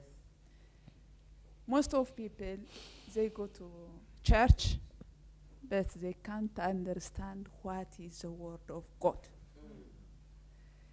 They are passive, just go and come. And just like waste of time. I give advice for pastors. Please, don't joke with word of God, because it's important and pretty simple. Don't joke with the life of people. Don't cheat them with their problems, weakness, pain. You are bandage these people with false preaching. This is maybe most of people, they are perished with the lack of knowledge. Don't believe them. Okay, I am not against church. The church is important if there is truth. Without truth, it is distraction. For me, as I discovered that most of church, they are the group of antichrist. The same thing. For example, when Jesus was in desert, Satan, he's tried with the word of God. He asked him, if you are the child of God, the son of God, why don't change this stone in the bread? Why? Because he knows the word of God. Everybody, even Satan, he's most intelligent than you. He knows what is the word of God, but he's not revelation. So it's better to know, to have a relationship with God, to have a personal relationship with him. Everybody can receive healing, can receive freedom, can receive everything when he has a good relationship with God and when he knows who is he. So mostly the persons who has a great qualification, they didn't want to study or to read the Bible because they are discouraged by preaching of most pastors. They are insignificant. So I advise you, if you read the book of Dr. Sunday Adelaja, he wrote in the manner of deep in all direction, in philosophy, scientific, and life history, in every camp of life, it's explained more and deep. So you can understand more and more what is the Bible. So please, I advise you, all people who want to be the Christians, don't believe only on the pastors and on the church. You are the temple of God. Thank you.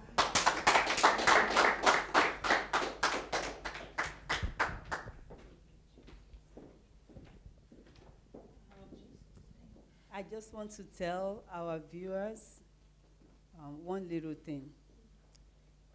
For me, I think the greatest recovery is recovering self.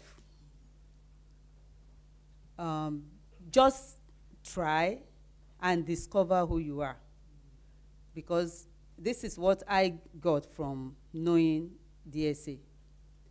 I discovered myself, and I thought for me to be able to function well, I have to learn, equip myself, make myself ready for the work, for the purpose that I discovered. So I tried to equip myself, by reading most of his books.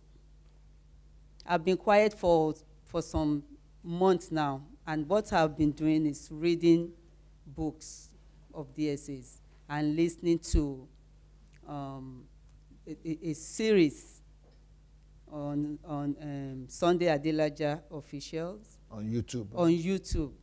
If you go there, there's so many series that can equip you and that will bring true revelation to you. So doing that, I've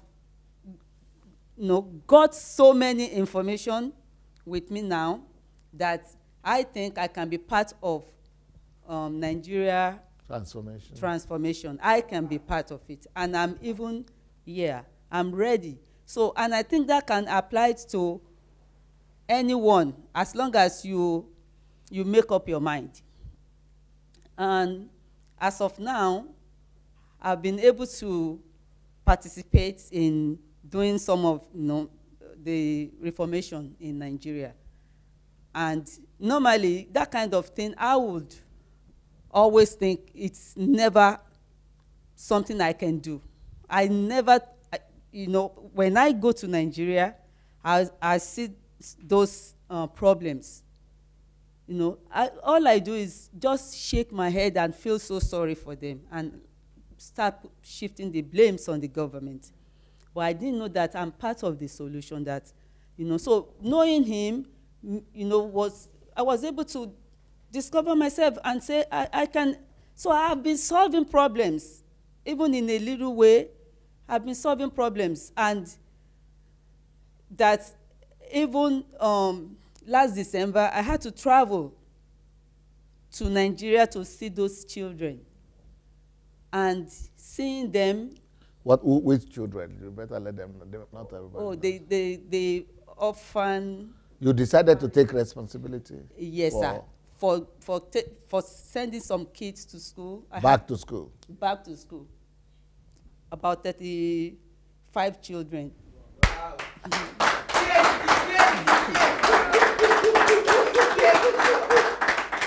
And you are going to be paying for their school fees? Yes, sir. You are paying for their school fees? Yes, sir. We've even for 35 children? We paid for the whole year. It doesn't cost much. But there nobody is doing it? Yes. So they are 10 million out of school? Yeah. If it doesn't cost much, why are they out of school? Yeah. So it's not anything big. It's something that anybody can do. But we even say we don't want them in private school. We put them in. I mean, we don't want them in public school. We put them in private school. Private! And then when that is even more expensive. Yeah. But you see, this is the same person that used to go to Nigeria, used to see those problems, and used to just shake her head. Shake her head. Yeah. So. But now she got confidence, faith in herself, faith that she can change the world, not just shift the blame to the government. To the government, yeah. And then went with some, you know, clothing, school bag, books, shoes. You know, I couldn't believe what I did. I'm so proud of. And you've been in church all these years, 20-something years? Yes, forever.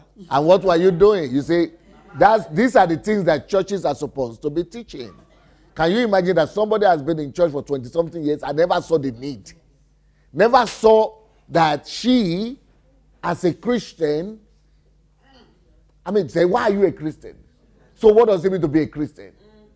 And then there are many millions in Nigeria, Christians, who are just like the way she was for 20-something years, who don't see their role or the need to even, that they can even do any, I mean, what is this? That's why that's why we must wake up the church. And people think I'm against individuals or calling out names. No. You're getting it wrong. I'm just trying to provide arguments and proofs to what I say, so that what I say don't come out as accusations that are baseless. So I need to substantiate my arguments. And because if I had just been talking about things that are wrong in the Nigerian church, people will say, it's just those small boys. It cannot be my pastor. It cannot be my GO. No, it's not our fathers. No, the fathers are good. Everybody is good. But only some crazy guys. But when I now begin to produce videos of the activities of the very reverend men, and that we will see that the fish rots from the head, and that our whole concept, the gospel we preach, and the doctrine is what is wrong. It's not, people are good, the GOs are good, bishops are good, people are good, people are God's image, but people might get it wrong. And that's what we are saying. So we don't criticize GOs or bishops. We are just saying, practices are wrong, this practice is wrong, this doctrine is wrong, let's change it. And we have to mention the people who are doing it, so that you don't live in an illusion that is just some fringed out people who are lost sense in doing. No, all of us are wrong. Yeah. We all need to take responsibility. Yes, sir. So lastly, I tried to partner with Victor Bamishaye, and we're working hand in hand. And the next agenda on the list is that he's going to set up a system where we're going to be introducing those kids to DSA's book. so that we start putting values into Amen. them, so that we make sure that they are not just... I mean, one little woman here, I'm looking at you. She's a widow, this lady here. She lost a very great husband, you know, champion husband, like Wall Street worker, and died rather young with 4 kids, 4 kids behind. They are all in colleges. She has to pay for all the school fees of the children and herself. And still, now, when the burden is on her alone, she got to hear the gospel of the kingdom, and she did not concentrate on pitying herself and saying, I have my own problems enough. It is now that she's alone even. She now said, no, even in my own pain, I must reflect the kingdom and God and God's love. 35 children, private schools in Nigeria. You know what that means? I didn't go to private school. Most of you maybe didn't go to private school. But she is paying for 35 children. And she said she already covered all the costs for 1 year. 35 children. Do you know how many Nigerians can afford that? Many. And she's wise. She's now using her tithe to do that. Before, she used to give that tithe to some churches. She doesn't even know what happens to them. So, you know, she used to go to Redeemed. And that's a big church. They already have enough money. They will not even know you don't pay tithe because they have already too many people, too much money there. So, but people, those children, that tithe will make a difference in their lives. But the church will not even notice that if you are putting or you are not putting. But those children, it's not just that they will not know, they will notice. Their lives will change forever. Yeah. And I just think how many people can still do the same. Yeah, and we're still going more. We're just going to take all those kids out of school. I mean, out of the streets and put them in school. Now, talking about curse, that's what we spoke about today. Yes. That no nation is cursed. Yes. And only the land is cursed. So, you know, I was very touched by what Grace said. That Kenneth Copeland is teaching that the black people are coming from Ham and were cursed. I know that Kenneth Hagin used to teach it, and he stopped it and retrieved that teaching. He withdrew it from even all his books because Fred Price protested against it. And he was his foremost disciple. But to hear that other people are still teaching, I'm sure it's not only Kenneth Copeland that is teaching. Okay, maybe other people are still teaching it. And you said now, too, that even some Africans teach it. So if that is the case, it means even if Africans would teach that about themselves, that is so, I mean, because they just believe everything that is coming from America. But let me quickly give you, because I said, you people said I must do a teaching on this, and that the man is not cursed. It is the land that God cursed. But let me quickly give you, just in case, for your sake, just in case you will need to argue or talk with somebody in the future. Somebody, just be ready to open Bible passages and read for us. Okay? You have your microphone there so that you'll be able to read to us. Okay. Now, so if anybody tells you that Ham was caused, I don't know if we should read the story or not. Maybe should we read the story? In that section, okay. Let's go to Genesis chapter 9.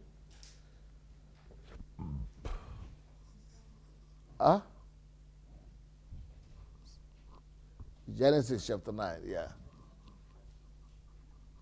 Because I think you should just have, at least have some understanding of this. And so that forever we will never be deceived again.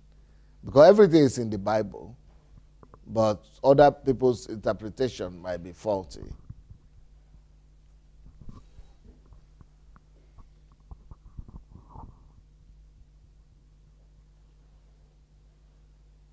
Can we read from verses 18 to 28? That's Genesis chapter 9, from verses 18 to 28. Genesis chapter 9, verse 18 to 28. The sons of Noah who went forth from the ark were Shem, Ham, and Japheth. So how many children did Noah have? Three. What are their names? Shem, Ham, and Japheth. Okay, good. Ham was the father of Canaan. Okay, there is a reason why the emphasis, out of all those three children, there is an emphasis that was made on Ham. And then, out of all the children of Ham, there is an emphasis that is made on Canaan, because there is a big story coming that's going to follow now. See that is underlined. That is, after saying about all others, they brought that out specifically. And that's because so that God doesn't want us to make mistakes. This God is a smart God. He is underlining those two words. Remember, Ham is a son of Noah. Canaan is not a son of Noah. Remember? So let's do it again. The son of Noah is Ham, Shem, and Japheth. And Ham is not even number one. Ham is number two. Now, but Canaan is not a son of Noah. Remember that. But Canaan is a son of the son of Noah. And whose son is Canaan? Ham. So therefore, Noah is the grandfather of Canaan. Okay, but the father of Canaan is Ham. Okay, so let's read it again. 18. Genesis chapter 9, verse 18 to 28. 18. The sons of Noah who went forth from the ark were Shem, Ham, and Japheth. Ham was the father of Canaan. These three were the sons of Noah, and from these the people of the whole earth were dispersed. So all the nations you see now, they come from these three families. Europeans, Asians, and everybody else. So we'll see now where Africans come from, and who are Africans, and who are Europeans. So that you will see who is caused and why. Is it the black man that is caused? Let's see. Verse 20. Noah began to be a man of the soil, and he planted What version are you reading in the first place? ESV. What is ESV? Read King James now. Waiting Apple. King James or New King James. Okay. Let me look for New King James. I see that he's reading some strange something. Who knows ESV? What is ESV? Okay, New King James. English Standard Version. Okay, New King James. I'll start from the beginning. Genesis chapter 9, verse 18 to 28. Verse 18. Now the sons of Noah who went out of the ark were Shem, Ham, and Japheth. And Ham was the father of Canaan. These three were the sons of Noah. And from these the whole earth was populated. Verse 20. And Noah began to be a farmer, and he planted a vineyard. 21. Then he drank of the wine and was drunk, and became uncovered in his tent. Verse 22. And Ham, the father of Canaan, saw... See the emphasis? Ham, the father of Canaan, even though Canaan is not the only child. It's not the only son of Ham, but the emphasis keep on going to Ham, the father of Canaan. There is a message God is trying to pass to all of us. Yes, so keep on paying attention. Verse 22, and Ham, the father of Canaan, saw the nakedness of his father and told his two brothers outside. 23, but Shem and Japheth took a garment. Now, you see, who saw the nakedness of the father? Ham. You see, it's not Canaan who saw Canaan. Not who saw the nakedness, but who? Ham. Ham. Okay. Yeah. Verse 23. But Shem and Japheth took a garment, laid it on both their shoulders, and went backward and covered the nakedness of their father. Their faces were turned away, and they did not see their father's nakedness. Yes. Verse 24. So Noah awoke from his wine, and knew what his younger son had done to him. Then he said, Cursed be Canaan. No, wait. Who should be cursed?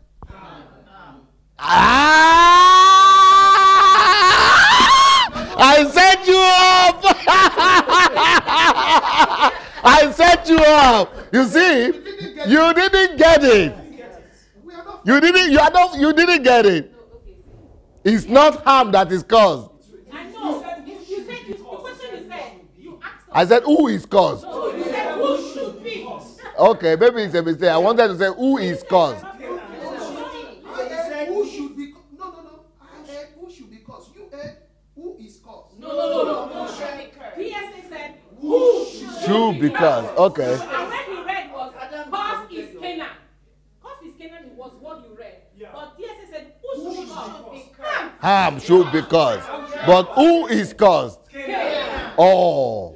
So there is a reason why the Bible kept on saying the Ham, the father of Canaan. Ham, the father of Canaan. Now, who saw the nakedness? Ham saw the nakedness. I need two people here. Please, sir. You two come. No, okay, you come. You wanted to be the one to come, right? Why do you want to be the one to come this time? You want to get the lesson? By all means. Yes. Okay, you are the father. You are Ham. I'm sorry. But this is an illustration. So this is Ham. And this is Canaan, the son. Please stand here. Two of you stand here. And Noah. Okay. Let you be the Noah now. You look like one.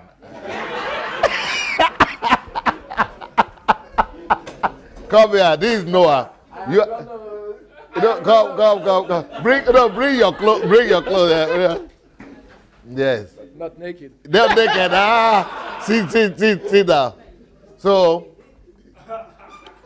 two people. Okay. Yeah, two people. Come. You know, there are three sons of Noah. You come aside. No, you are grandson. You come here. So these are the three sons of Noah. Okay, this is Ham. This is Noah. So he came to report. He saw what happened to the father. Came to report to the brothers. The brothers turned back. Yeah. They went to, you see, they are not looking, but they covered their father. So they are saved. Now, but who sinned? Come, two of you come still. Who sinned? Ham sinned. He didn't sin, but he was making jest of the father. Okay, so you go and retire first. We'll come back to you later on.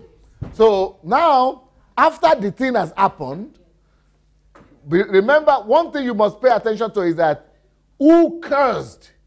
Who caused? Who pronounced the curse? Noah. Was it God? No. Remember that. Yeah. Because the way they preach is, these preachers, when they begin to preach, they say God caused harm. Yes. First of all, read that verse again. What verse is that? New King James. Verse. Verse 23 or 22? Sorry. 24. 24. Okay, yeah. Read that verse 24 again. It says, so Noah awoke from his wine. Yes. And knew what his younger son had done to him. Yes. Then he said, Cursed be Canaan. Who said that? Noah. Noah, yeah. He woke up and he is the one who caused not Ham. Who saw the nakedness? Ham. But who was caused? Canaan. Who is the son of Ham?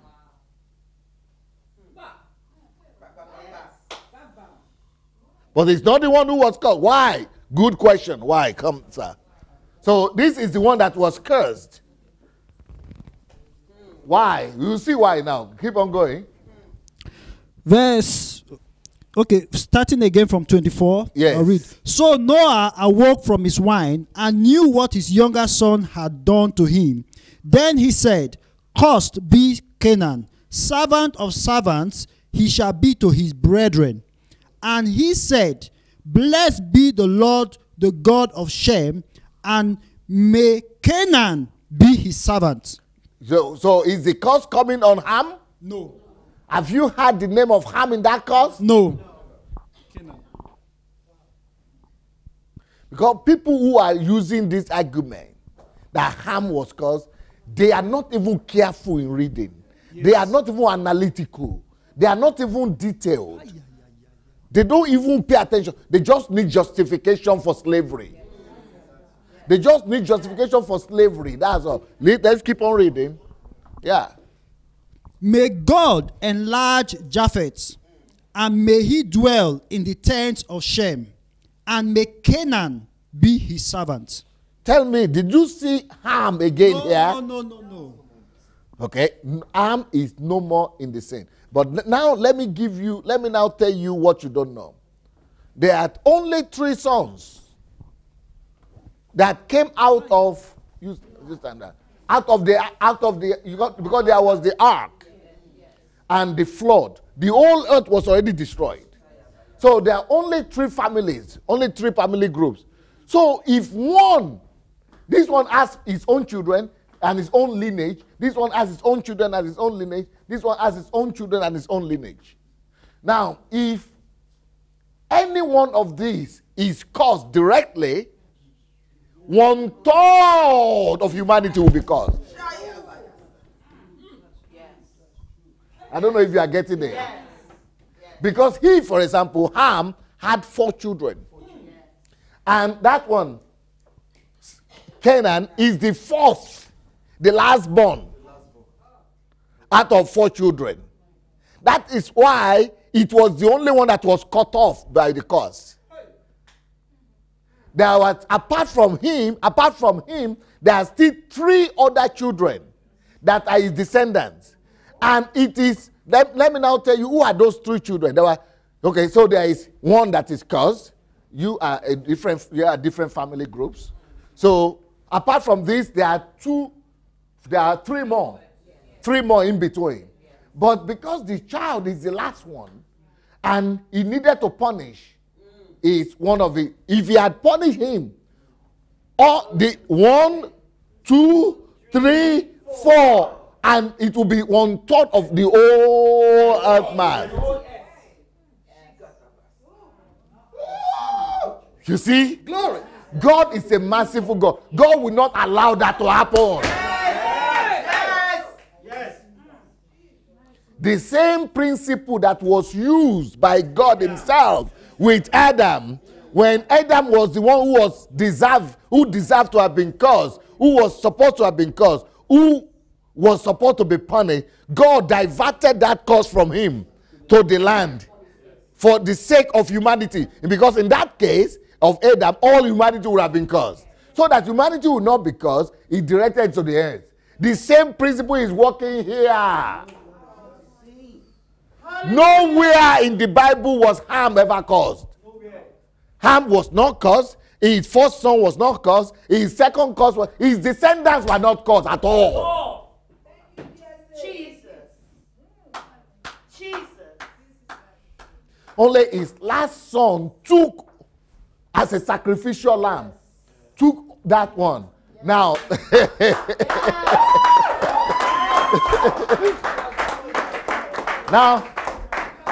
now let me continue. If you keep on reading in the genealogy of Noah, you will discover that there are 4 sons that Ham had. What are their names? Israel. How do you know? You remember? Okay. One of the sons, the first son of Ham, this Ham that we are talking about, he has 4 sons. What are their names? Cush is not number 1 son. The first son of Ham is Mizraim. He got it right. Mizraim. Mizraim. Mizraim. Now, then the second son is Cush. Now, who is Cush? Okay, let's say that, come, Ethiopia. There are 4 sons, you to come. 3, we say sons, but we put women this time to as example. Those are your children. You stand in front. You are just second born. You are from Ethiopia. And that is the black person. So you are second born, first born, yes. Where is the third born? Okay, you are going to be the third born. So all these races would have been cursed. So the firstborn of Ham is Mizraim. Now, who is Mizraim today? Egyptians. Egypt. You know, your pastor knows. So all the Arabs, Egypt people, Egyptian, Egypt itself, Egyptians, yeah, Egypt, Morocco, and things. So they come out of Mizraim. And then the Ethiopia, Cush is known as Ethiopia or black. Cush is the descendant of all the ascendant, all the forefather is the forefather of all the black race. All the black race come from Cush, Ethiopia. Cush or Ethiopia gave back to all the, but he was not cursed. Mizraim was not cursed. Cush was not cursed. The third child is called Put. Put, that is Libya, Tunisia, Mauritania, all those other people, you know, those Arab countries that we call the Arab countries now. So they come from Put. And they were not cursed too. But then there was Canaan. Not be you. You will not be cursed in Jesus' name. So this is Canaan.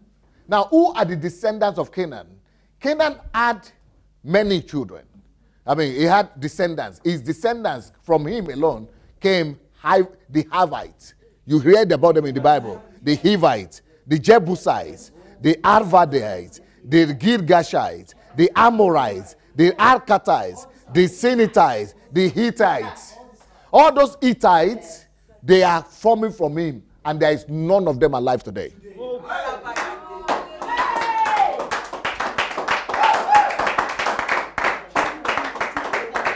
They have been consumed by the curse.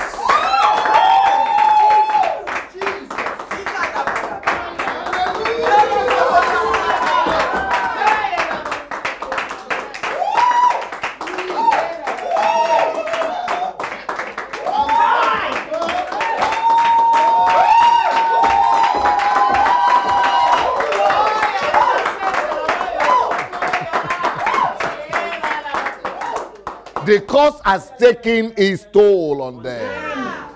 That's why you wonder, all those ancient nations, you'll be wondering, where are they today? Because the curse has taken it has done its due course. It has taken its course, its toll. They are not here. So for somebody to now be saying Ham is the one who was called, that means the 1/3 of humanity would have been called. Yeah. And the one that was even being caused has been eradicated. They don't exist again. So to be talking about that is just heartless. Thank you.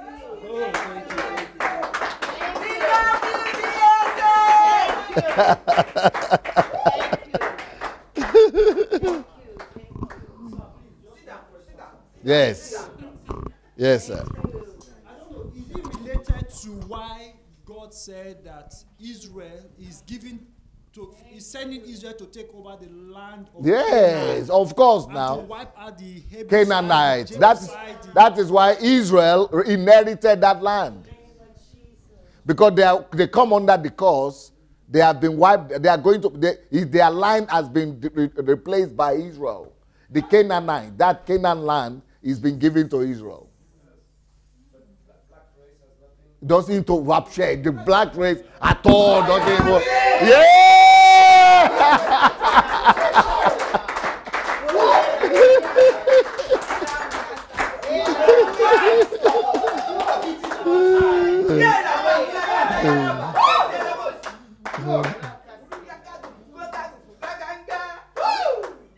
So black race doesn't have anything to do with that at all.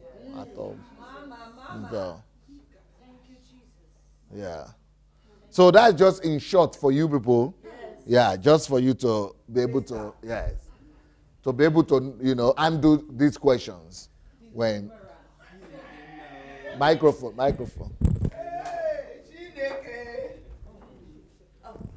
So even the people that were eventually cursed have gone. Yeah, have gone. They are no longer on They the are no face longer on the surface of the of earth. this earth. Yes. That should not even be preached. No. That should not even come up.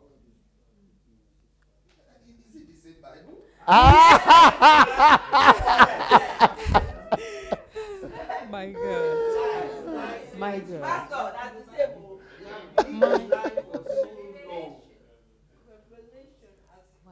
I didn't know people didn't know this thing, though. I think we.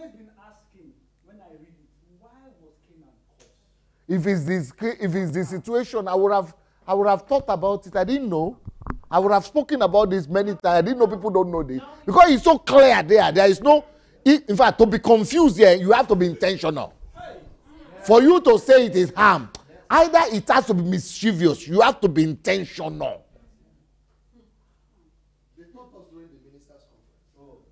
I'm sorry. I am sorry. When you take up most of those prayer points, when you take up their prayer point, which has replaced the Bible, Olukoya, what they call it, mountain of fire. and please just study the root of those prayer points. Has got just to do with this. They have repositioned our mind. But they taught in Redeem too. We were taught in the ministers' conference. Redeem teaches this that we are cursed. That is why Malachi is the real this thing that they are using as a tool. So Redeemed Ministers Conference teaches that we are cursed. Cause in the setting, a cause exists. So it's just a matter.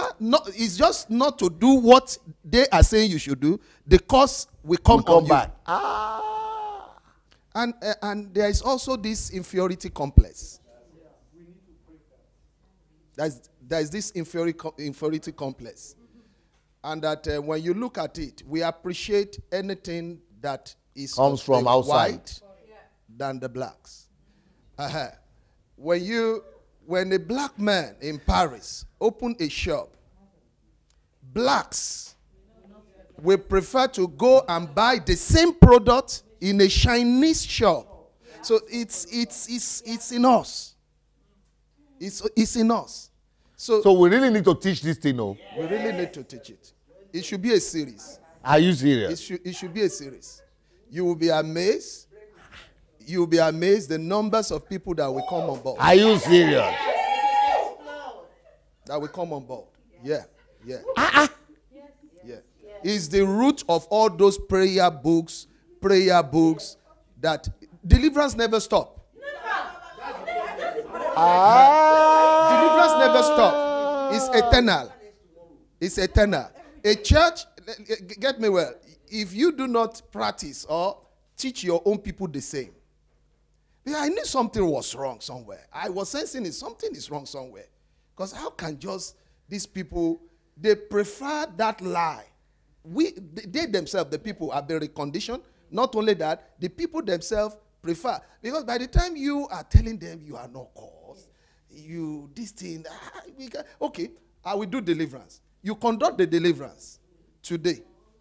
But the person still go to another church because she believes that thing is not yet over.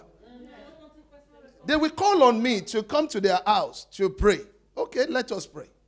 You pray the same prayer in the sitting room. They will tell you to go to the kitchen to repeat the same prayer. Because the mindset is there that thing never stops. They have been conditioned. So prayer point is a means also of getting them to come back all and all. There is a serious problem. There is a serious problem. So if we have, because I've read it, but I've never thought that it wasn't an. This is my first time. So many people believe it's Islam, eh? This is my first time. Are you serious? All over the world. This is my first time of getting it. And you are the senior pastor of all redeemed churches in France. And you didn't know this. People are in bondage. Look at me. It's not all about the opening, this treasure, heavenly treasure, open unto us all. This has got to do with our lives. Wow. This has got to do with our lives. My God. The lives of our children. I didn't know people have this problem. The lives of our family. We never even thought we would get to this topic. Thank God. I was to leave this place early this morning. I was to leave this place. So I knew somewhere there. This inferiority complex is from there. The mentality that has been turned around that makes it even difficult for the member, the ministers that are under it to even rise and be capable of having look at the way we've been having pictures with him. Having them, considering them to be human beings like that. Because they have made us to believe that they are spirit, that they don't go to toilet. Jesus. That they don't go to toilet. Let me open up this packaging, because we talk about our sister ability to go and do what she did. And I said somewhere there, I said, it's not expensive. For us to be able, now she took it higher in that she's saying, let me make it quality, and that I will do it. I will send them to the private school. You see, there is this belief. Why they don't do it? Why we don't do it in our CCG? Okay, is that look, we believe because they have set up ministries also under it. They have set up some certain things that they do advertise. So they have made us to understand that once you release those funds, those tithes, because that was the excuse that Adeboye used online. And that was what he told them. He said, you can't imagine the numbers of missionaries that we have sent all over the world. That people do not count the cost. Now, get me well, because I'm talking about it's just a way to brainwash or to cover up the truth. Now, you are telling people that there are ministries in place that are taking care of the widows, that are taking care of the sick, the destitute, the poor people. But somewhere there, it's not true. Why am I saying it's not true? There is this packaging. 10 people are poor in the church. We will help 1 out of 10. That one that we will help out of 10, we will blow trumpet, advertise it, bring the person to the pulpit, talk about all what we did. If possible, have a magazine on it, interview the person. That alone will silence the rest of it. So people do not know that there are still 9, and the church has the ability to even go beyond the 10. They can go beyond the 10. So now the 9 will never ask any question. They will never ask any question or even raise up or even doubt or even believe. Because now let me talk about the missionaries. The RCCG missionaries all over the world are nothing but lies. Many of them that left Nigeria on their own. Many left on their own. They were not sponsored or backed up financially. It's more or less a franchise system of operation. In that where you are, you have already told the man there that, look, I'm going to Italy to take over Italy. So because there is no RCCG in Italy, and that you are the first person to go there, before you leave Nigeria, your papa, your regional, your so-called this thing, you must have given him. So Italy have been sold to you. So no other person must go to Italy except you. The Lord is delivering us. The Lord is delivering us. Now, when you hear that the church is so place. Now, the church all over there existing means again. Because down there, they will not tell you that the person there in Haiti, the person there in Afghanistan, those people, all those missionaries in the war zone, they will never tell you what they are going through. There are a lot of abandoned missionaries of RCCG all over the world that cannot even boast of a day meal, abandoned on the war, in war zones, that their children are suffering. But what do? What these people do is to use the little. They will just identify one. They will use that one and advertise it. The one that went to Nigeria recently, Pastor Dap, ended up on a bed in the hospital. If it were not to be we coming to know, and that it became, look, they would not do, he would have died. So it was because the team came on board that they now started doing, oh no, it cannot be DAC that we give him money. So it was just this week now that we saw him down dancing. And they have to advertise it. It's in a way to say, look, look at, you can see now we are helping. But DAPS is one out of millions of people that are dying. And that summer, none of them will dare raise up their mouth because of two things. Because they are getting their deliverance. Many usually hear us. Many are always on board. But they can't speak the way I'm speaking. Number one, if your means of eating is from them, you will not be able to come out of it. Because the first question many of them always ask is that if I now come out of this thing, how am I going to eat? Come on, do it like me. Don't be afraid. Look, it's more profitable to work than to depend on one papa or one mama to be feeding you. It is true that you have been on full time for 10, 20 years. It doesn't matter. Now that we all have discovered the truth, come out of it. Go and walk. The day you receive that, your financial liberty is the beginning of your deliverance. Number two is the fear. The fear has been there. What fear? Once there's this method in that once they hear that one person left and that something bad happened to him, still the same thing, packaging. We advertise it, blow it as a trumpet. Can't you see that one that left? She and the wife were in a bus. They died.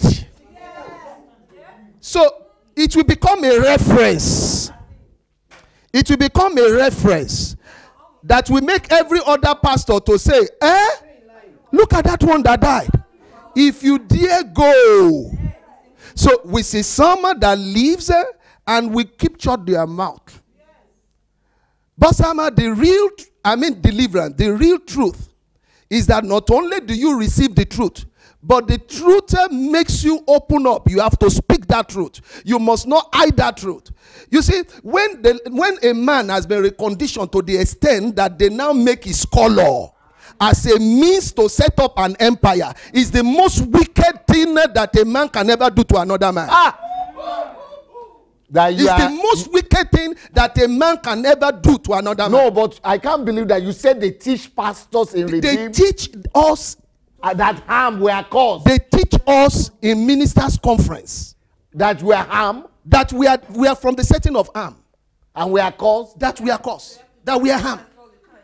And we are coming out of it. We are already out of it. We are already out of it. So I'm encouraging as many ministers of the Redeemed Christian Church of God. You are in Nigeria, you are hearing me. You are in Europe, you are hearing me. There is no work. They've told you that full time. They do encourage everybody to go on full time. They've told you that full time is very good. There's one thing you will notice. The system is wrong. You've tried and tried and tried to make things work. Things are not working. Get me well.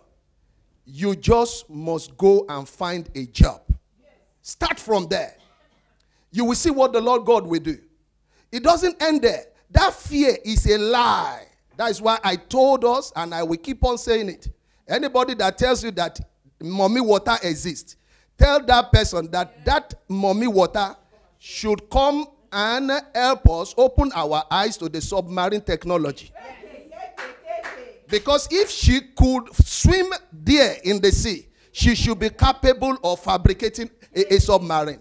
You see, all these things that mountain of fire fashion, all these churches fashion, and they are using to engage us.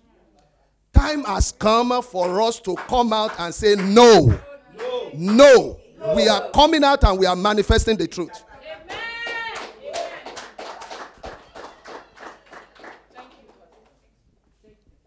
It's just about the let's say the revelation about the curse of the black people or something like this. And Pastor, I think that maybe like there is some Satanism. It's another thing that you know, and you think that people knows. Yes. But people. No, I think people know it already. No. So like people don't know. There is a lot of things that people don't know, and this is very a blessing for us. And what I want to confirm what you are saying, somebody is just writing me now and say, "Hello, DSA. This subject of the curse on the black race and their descendants, and that they are descendants of Ham, and that the curse is on them is real, Pastor. All the churches I've ever been in my life, all the churches," and she's in Germany, she said both white churches and black churches I've ever been, they teach this concept directly or through suggestions. It says a minister, a white minister in a white church here in Germany even told me that I'm a black woman and that black people are historically cursed. And that because of that, I'm not allowed to have money or to have position or be rich as I was supposed to be. So somehow this declaration got into my head and everything started declining for me financially from that. I really believed that this should be the topic of a whole teaching series. So that the black people shall be once and for all be delivered from this misconception and start living in the light. So, Doctor, I think that there is maybe a lot of topic like this that you know what is truth, and like I assume that everybody should know this. Yes. So in the 21st century, that people believe in that is a shock to me. And just two ideas. The first is that this topic is not just about religions or faith. It's about also political issue, because and I think that in the project of Nigeria, maybe it has to be included as a propagation, or to make propagation, because many Africans think that we cannot develop more than West country because we are cursed. Is that so? Yes. No. We cannot. We will never be best because we are already cursed. No. Of course. So that's why I said. Wow. So I think it's one of the roots of the lack of faith in the country. Wow. We don't think that our country can become best because we think that we are at the beginning cursed. Okay. So let's say maybe the transformation of nation had to deal with that mindset of African are cursed or not. And the last things that is that I received when you were talking, and this is very great. It was about the Canaan. Canaan is the last born, or let's say Canaan. Yes, it's the last born, and it refers like to Jesus, and you said it like the lamb, the little one, yes, who is let's say curse for the holders, sacrifice, and this is just it's amazing that everything refers to Christ, and we see here that right now we cannot be cursed because Jesus has taken it. Take it. So it's not. It has not sense. Beautiful, beautiful. Yeah, Pastor, I think you wrote one book called The Problem of. I did not read the book, but I saw emphasis of a book, a mountain. Mountain of Ignorance. Yeah, I think when I saw the title, I thought, wow, this is amazing, because of we in Africa, personally, we use our emotions. When Papa said something, we don't have our own time even to check.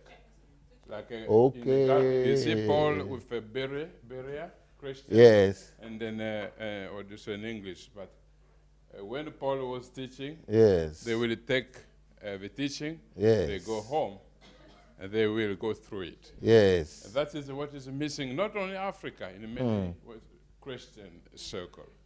We do not have a time. Even when you are teaching us, these things, they are written here.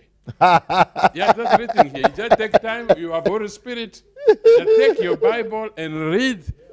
You will discover, not Papa said to me, not teacher teach me, but Holy Spirit with you. Yeah. It will be like when God said to Joshua that this set of instruction is not to cease being a part of your conversation. Yes. Meditate on it and said day and night, so that you may be careful to carry out everything that's written in it, for you will prosper and succeed. Yes. So it's very, very, very important for us. This is our problem, because we do not have. We took our mind off. We took we can't reason like you have been teaching these things. We cannot have a time to reason. Take it, to reason. Just it's come and then we carry it and then so on. And then here in the Western also we fight. We have fight of this view. With this father has carried this view. This is what I think, and then it's not anymore what you think. It's become view people believe. Even this is what will happen. And then we don't have a time for ourselves to even to read. Some of things are very simple.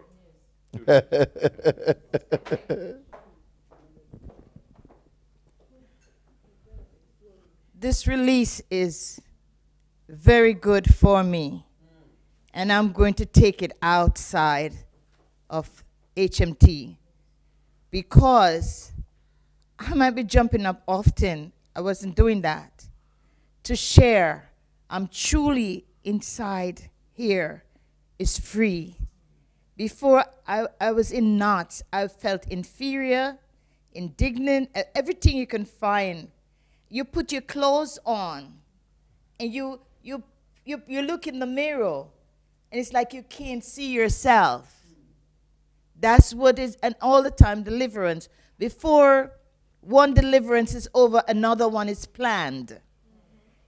So it is that you are an actual zombie, because I would drive out of my car and it's 12 o'clock in the night, struggling to get to my destination.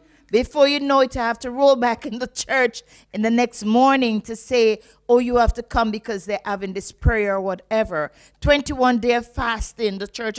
And I'm like, I'm going church for just 1 hour. I'm journeying from so far to come to church. What's the purpose? When I calculate time, my time is consuming, and I felt useless. I leave my personal things, my personal self aside to make it on time. I'm there, so I'll be blessed. So the function is that you need to be delivered. You need to have the miracle. But why is it so consistent? Because if I need something, a piece of, call it a furniture, I go to the store and I purchase it. I like that, I got it, and I have it. I don't go put it outside and go back every day and buy the same piece of furniture. You know? A shoe, you can do that because you have the seasonal shoes that you need. But in life now, your life, how many times you're going to be having this extreme situation of having a miracle, a healing, all this deliverance, and it's not free. I can see DSA, he didn't say I can't come close because I have to give him an offering, put it at his feet, and then I come down and I do all that drama to keep existing, to exist as a human being. It's over. And everybody else should get the life that they need to have on their headstone that they're born, and before they die, they must be of significance, and this is where your life ends. So please, look for structure and move on. God. I just want a message, because there is a certain pastor, I just want you to give a message. He does his own deliverance. He will be in France or wherever. He transports himself to maybe America or Africa and doing deliverance. Like, I'm in your house right now. I can see this. I can see that. Oh, that your house is kind of dirty. There is something. He will be telling you stuff. It's like, going down your stairs. Can you show some light here for what do you think about that? Because they use that too. No, you explain it better. Do you understand what you said? No. There's a pastor, there's certain, like, he do his deliverance. It's like constantly, every day. Oh, today's your day. You're going to have your breakthrough and blah, blah, blah. And then once you come on his platform, because I was on his platform, and then he will be praying, and he will call somebody name. Oh, here, I am in your house right now. I can see there is in your closet, there is this. You need to get rid of that dress. You need to get, and then the person on the prayer line will be like, wow, how come you're in my house? And yes, that's true, and kind of stuff like that. I don't know if you understand what I'm saying. Okay. Well, for me, if they said they see something in your closet, what has that got to do with your destiny? It's got nothing. But with the, yes, pastor, yes, speak, pastor. It's nothing to do with your life. Let them see what is in your kitchen. Let them see what is in your bathroom. That has got nothing to do with your destiny. Okay, let me comment on it. What you are talking about is what we see when people say, I go to your village now. I can enter into your house. You have this room there. You have that room there. You have this subject in your house. That is called divination. Divination. Divination is the ability to use extrasensory perception and see who you are and what is connected to you. And also to read what your thoughts are. But then how you know that those things are not true is that, for example, they could tell you all the things that are happening in your house, in your home, because that is familiar spirit. So there is always a spirit that is working with them. They are working with the evil spirit that is giving them that information. It's very similar to when Saul, when after Samuel died, and he wanted to call Samuel's spirit back, but it was normally a spirit that was supposed to come and give the information.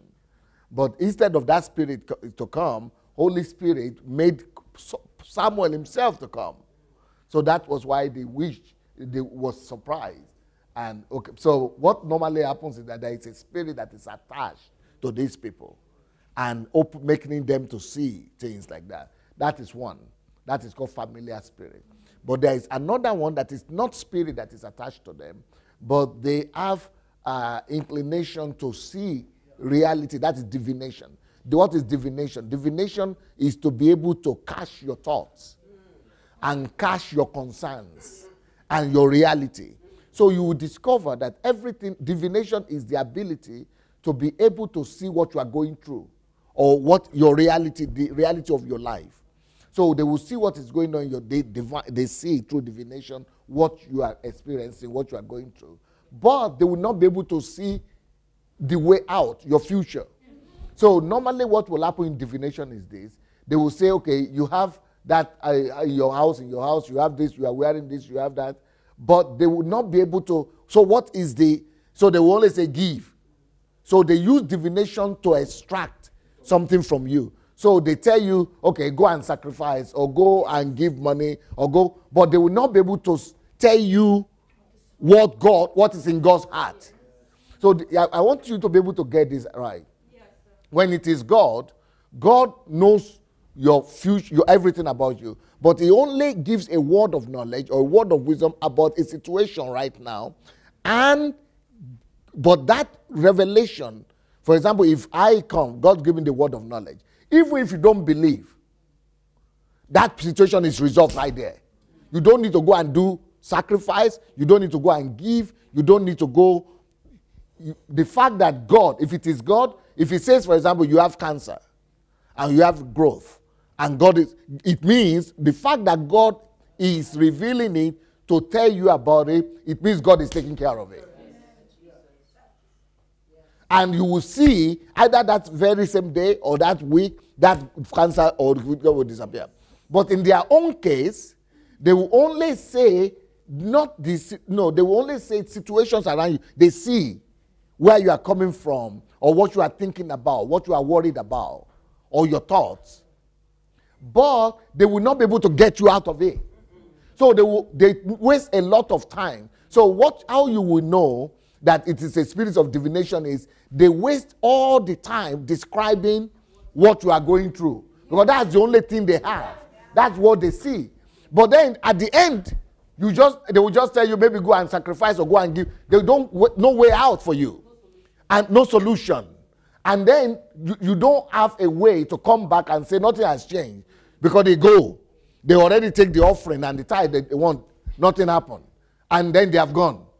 So, but whenever they begin to pay too much attention in describing where you are, what you are, and what is happening, and who is responsible for it, yes, that means it's the spirit of divination. So let me explain that again to you.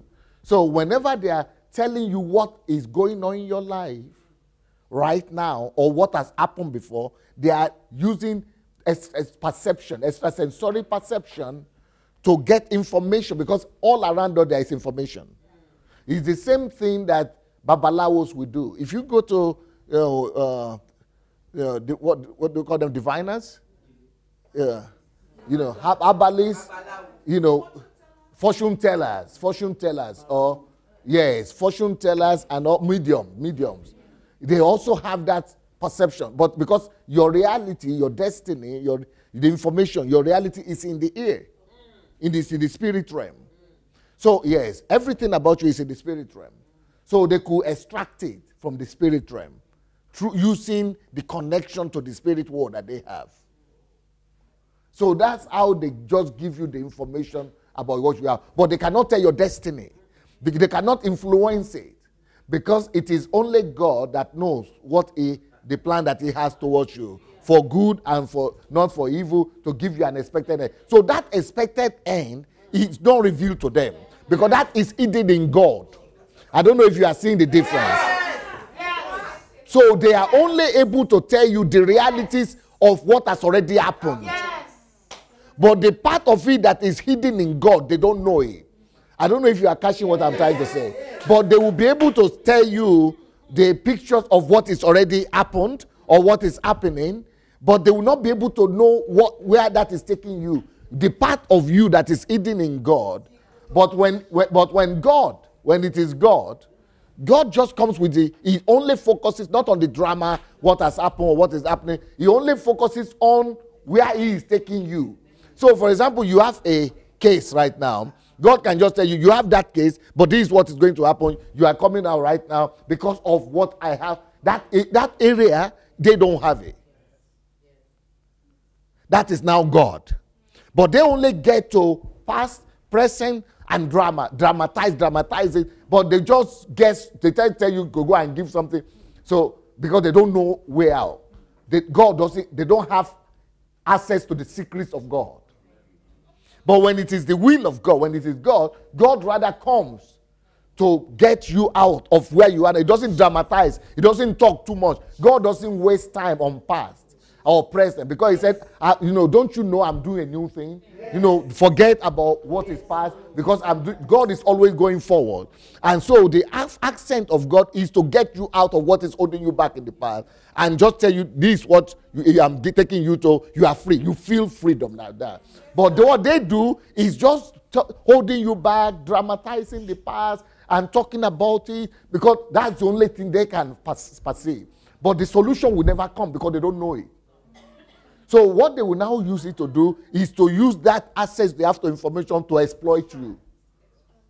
So how do they exploit you? They always connect it with money. So anytime anybody comes to you with a revelation and now connects it with you giving something, you know that is witchcraft or divination or familiar spirit. So because they don't know the way out, they just want to exploit you to take for themselves, because that's the whole purpose for them.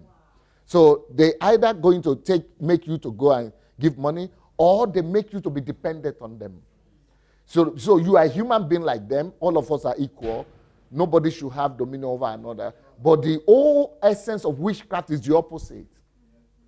Witchcraft and divination is all about making them to be superior and come over you. So they will make you to now be bound down into them. They will make you to be their subject. Those are the two ways. The two things you have to look out for.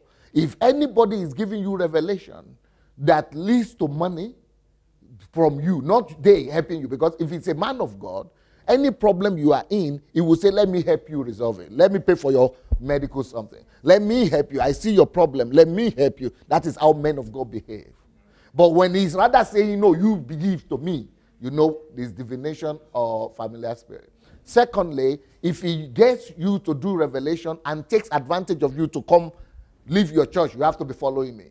Or you have to come to church every Sunday, or every 7 days a week, or 40 days fast, or something like that. It's not God. Because if it is God, you don't need 7 days fast. If it is God, that is why he gave the revelation in the first place. He always gives the revelation in the first place because he already decided to set you free. He's starting from the end. You don't need to be God. Yeah. So, but when they are telling you, go and for 21 days, and after revelation, it's not possible. In the way God works is, after revelation, if it's word of knowledge and word of wisdom, that is the end. After revelation, it means it's coming from the end. It's coming from the finishing point.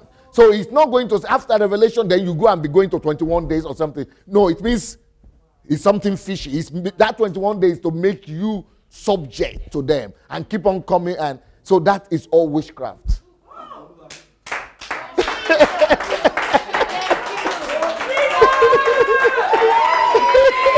Thank you very much for saving my life. Thank you. Thank you.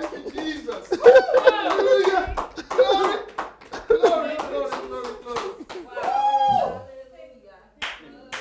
Yeah. Truth shall make you Yes. So there are a lot of different things they use. Now let's see other things they use. Now let's see the way familiar spirit works. So familiar spirit is always familiar. Is imitation. Remember that word familiar. Is a spirit of imitation. So it's a spirit that is playing on your intelligence. That is always imitating your reality. So you have your reality. So this spirit, because nobody can control your destiny, even spirits. But they make you, they imitate your familiar. With their familiar, they try to act out your situation. So they will say you have not been married for so many years. You are not something. Then they will say somebody is responsible for it. Or familiar spirit. They will tell you, mommy water spirit or spiritual husband or something like that. So it's using your situation to create a parallel reality. And you will now begin to believe in it. Familiar spirit. So by the time you go home after that deliverance, you begin to feel that spiritual husband is there. You might even begin to feel that you are having sex in that, because the familiar spirit is now, the one you are having dealings with. Because you open yourself to it. That familiar spirit is having authority over you. So that's why women will believe that they have spiritual husband, before that familiar spirit is coming to sleep with them. because they open themselves to it. Somebody has to suggest that to you. It's not possible. If you don't open, just like you have to open yourself to receive Jesus Christ, if you don't open yourself to, somebody has to make you believe it.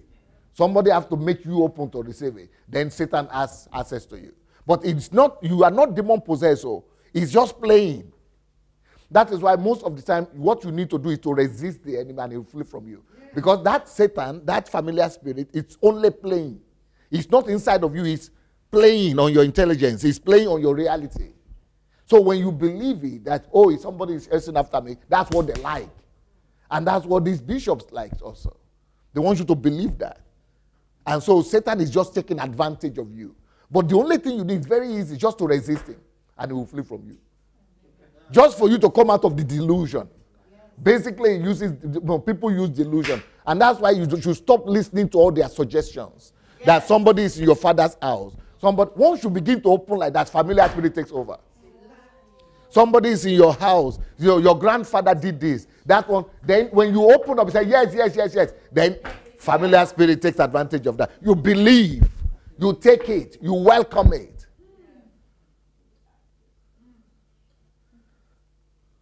So don't Europeans that white people, they don't even know, they don't even hear this thing. That they are the safest. Because you never even heard about it. You are the safest. Because nobody is suggesting to you. You are not believing the wrong stuff.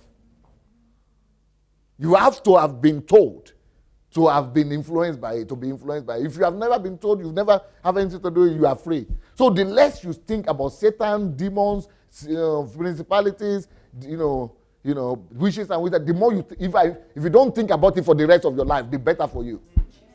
Don't pray about it. Don't cast out demons anywhere unless you want to cast out from people. But in your house, don't be saying, every priest that says, no spirit, accept God. Deal with God. And, if anything, the only thing you want to have is just to kick him out. That's all. You don't even be praying anything. Don't be waking up every day and be binding Satan. You don't need have anything to do with him. Forget him.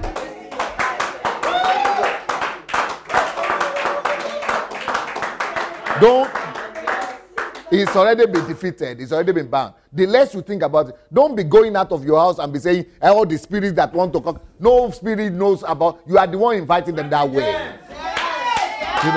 Don't be going to your car. Don't be going to your car saying that, any spirit that is on the way. Nobody is on the way. But now that you have said they are on the way, you are attracting them to now come.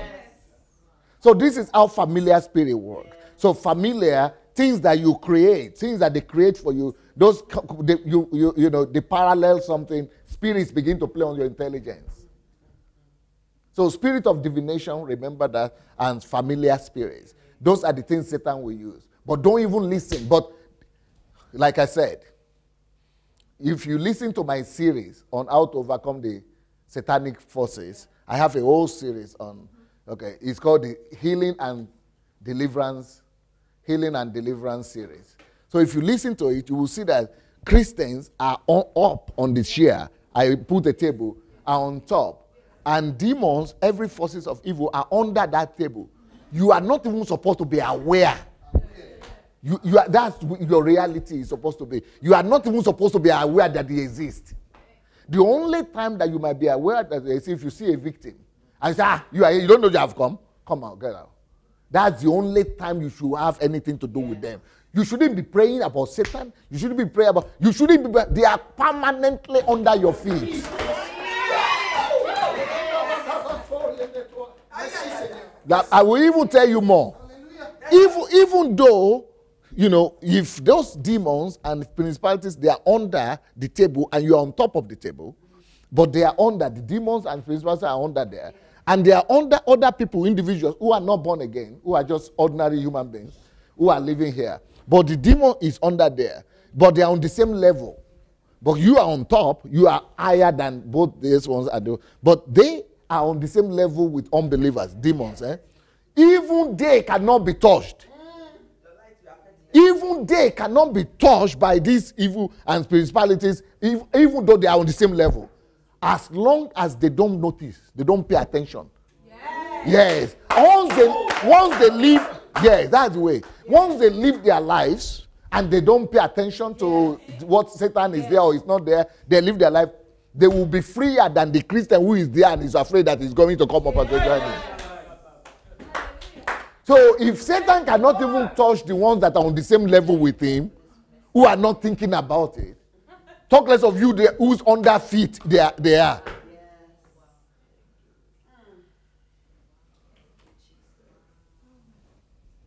So don't worry about Satan. Jesus, the less you pay attention to it, the more victorious you are. Yeah. But that's why when you go to those churches, they will always create your parallel reality for you. They will always connect your mystery or your challenge to them. That is how your problem starts. That's how familiar spirit begin to manipulate you. Because they will say the problem you are having, the fact that you have been married and you are not yet pregnant, or the fact that your husband divorced you, or the fact that somebody is sick, and it is said, then they make you and bring you now under that way. Yes. They always connect with you the mystery. But when you don't have any mystery, when you don't have any situation and you are living your life, nothing to connect, even their own attempts will not touch you. Because they need to suggest, it's power of suggestion is called. They need to use power of suggestion. And you become susceptible to the power of suggestion because of your realities, because of the problems you are having. So because you are having this problem with your finances, or you are having problem with your family, with your children, that reality makes you to want to listen. And then you get suggestion, those suggestions that it is something responsible for it, you believe it. If Satan is so powerful, have you heard of the Benin Kingdom? Yes, you know Benin Kingdom is one of the most powerful in Nigeria. Okay, and before independence, they were an empire. They were the empire that was widespread. And you know what made them to be powerful? The Benin Kingdom is with the witchcraft. They were the center and the most powerful witchcraft something. But you know, when Europeans came, who are not aware of what is witchcraft, what is all that rubbish, they don't even know about it. They took the king like this, took him by the head. They took the whatever he was wearing, the crown. They gave it to one of the soldiers and said, "Go and take it as a souvenir to England." They took him. He was trying to do some incantation. They slapped him.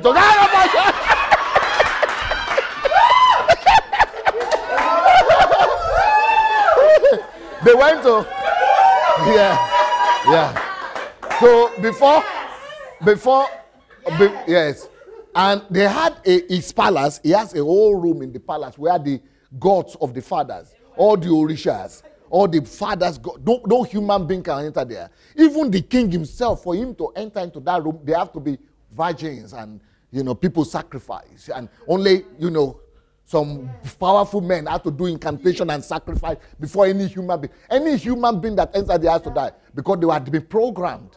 Then they were dying because the suggestion was already there. They were aware. But all the white soldiers just entered there. They just scatter everything.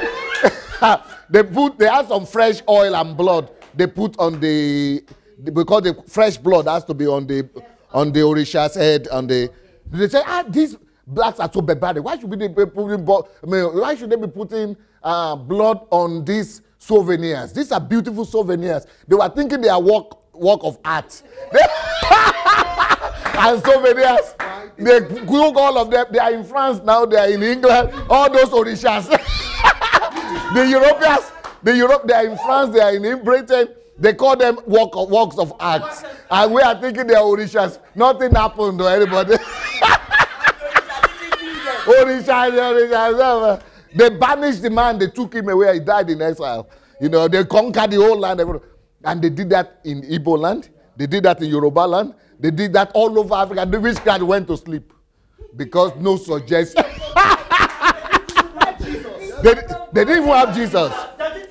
Like I said, those demons, no matter how powerful they are, once you don't pay attention to them, once you are living, you don't regard them. It is the ability that you believe that they are powerful. That is what nobody can harm you or anything. So they don't even believe anything. Because they don't believe that is their protection. All over, not in one country, not in 2 countries, not in 50 countries, not all over witchcraft. In Asia also, witchcraft gave up. Because nobody believes, they don't work without your cooperation, without your fear. You've got to fear. You've got to believe. You've got to be, suggestion has to be put to you that destiny is dangerous and powerful. That's the only way it works. They don't even pay attention to those things. Yeah. For example, let's talk about politics in Nigeria. People say, don't go to politics, so people do human sacrifice, so there's something, because even Christians believe that they don't go. But what about the ones who are there? Because those are the ones who don't care, who don't even think of anything. Maybe a few of them are doing sacrifice, but most of the people who are there, they don't even just care. You will see them on television, you see that they're just normal people, they don't care, and nobody is killing them, they are not dying because they are not thinking about it. But you who believe, although you have Christ, though, that you have to do human sacrifice to do this, that's why you remain a chicken for the rest of your life.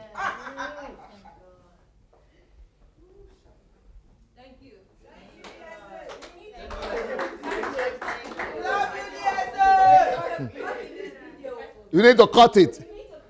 Yeah, maybe somebody, if we have anybody who can cut different segments of it, because there's a different segment where we talk about Adam, why it was not cut. A different segment why Ham is not cut, black man is not. Give title to it. It's a different segment who is Noah, who is Ham, who is black man. It's a different segment. This one we are talking about. So we need to really. Yeah. So some of the books that will help us, of course, is How Africans Brought Civilization to Europe. You know, that we must be aware of it. Then Nigeria and the Leadership Question. How to make Nigeria the greatest country in the world. The Nigerian economy, how it can overtake the American economy. We just need to work. Yes. Work is better than vacation. Labor is better than favor. And the danger of monoculturalism. And that's our problem. It's only our culture that is talking about witchcraft. Yes. Other people are not. Yes. Because monoculturalism. The role of the elite in national transformation. Wow. Visionless life is a meaningless life. And I think it's not because I'm better. God had mercy on me. I left Africa when I was just 19. I've been here for 32 years. I've never been a church member in my life. Just exposed to God. Just seeking the face of God. Not the word of God by myself. So God protected me from all the deceptions. When I left Nigeria, church was not like this. It was another Christianity. Every Christian in Nigeria, when I was there, used to talk like me like this. In the 80s and 70s. They used to be normal. What happened to them? I don't know. This one is called Nigerian Economy, The Way Forward. How to transform and build a civilized nation. And how to become developed nation through dignity of labor. Yeah, when I was in Africa in the 80s, they used to laugh at white garment church people. They used to believe in these things. They were the ones who used to believe in these things. But the Christians, they used to call the Christian, when I was born again, SU people. Those SU people, they were on top. But now they disappeared, and now we have all these kind of Christians that are paganistic, and they are not even Christians. We have lost Christianity in Africa. People, when I talk like this, people think I'm the one who is crazy. Okay, we'll see. But you go and talk to white Christians, or black Christians who have not been suggested to, who are not familiar with your culture. Go and talk to French Christians, or American Christians, or English Christians, or Scottish Christians. You discover that everybody is talking like me. But because we are all in the same one culture, we all talk the same language, we've not seen anything else different, we think we are right. Because that's what we are exposed to. But I have been exposed to the rest of the world. That's the difference. God helped me to be away from that culture. And never to even have heard these things. I'm just hearing from you people. You see how that's why I'm not afraid. All of you are used to being afraid of GO, don't talk, don't mention. I am not. Because I grew up in another reality. If I had been afraid, I wouldn't have been able to do what I did here in this country. Because in this country, when I came here, nobody was believing in God. To believe in God, you have to go to jail. But we overturned that. Our church, right now, we have been able to produce over 700 politicians in every segment of the society. The mayor of the city was a member of our church. 34% of the parliament here were controlling in Kyiv. You don't just do that out of nonsense, out of the fact that God just anointed you. So why is it you're not anointing the rest?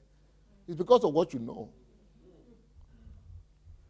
When I was in the US and I was being invited to Senate, I said, but Benny Hinn is here, T.J. Jake is here. They said they don't want them because they are doing church religion. When I went to UN, the same thing.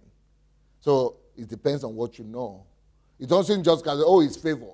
Okay. Why are you not getting favor? You to get now. Collect.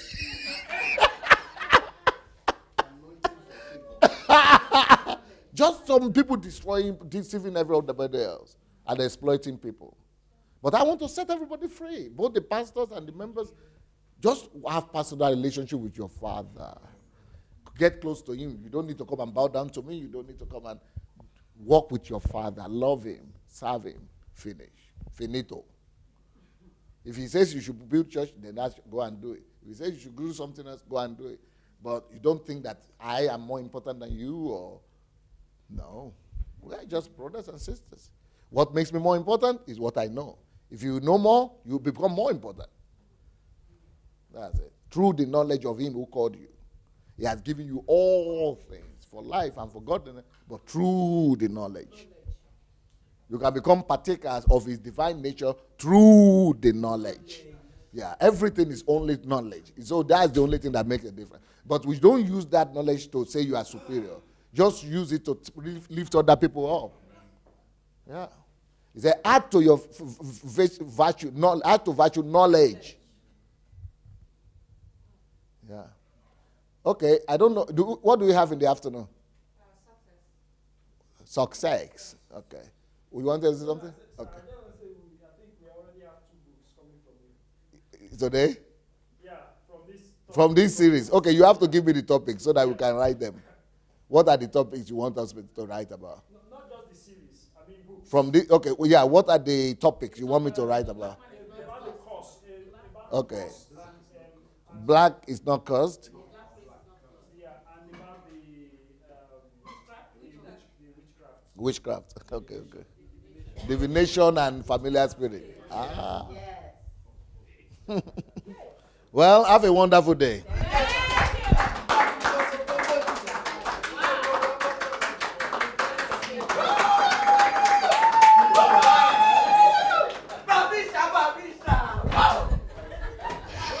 Okay, thank you, Facebook friends. Thank you for staying with us to the end of this section. We'll be back in an hour, so see you. Bye-bye. Woo!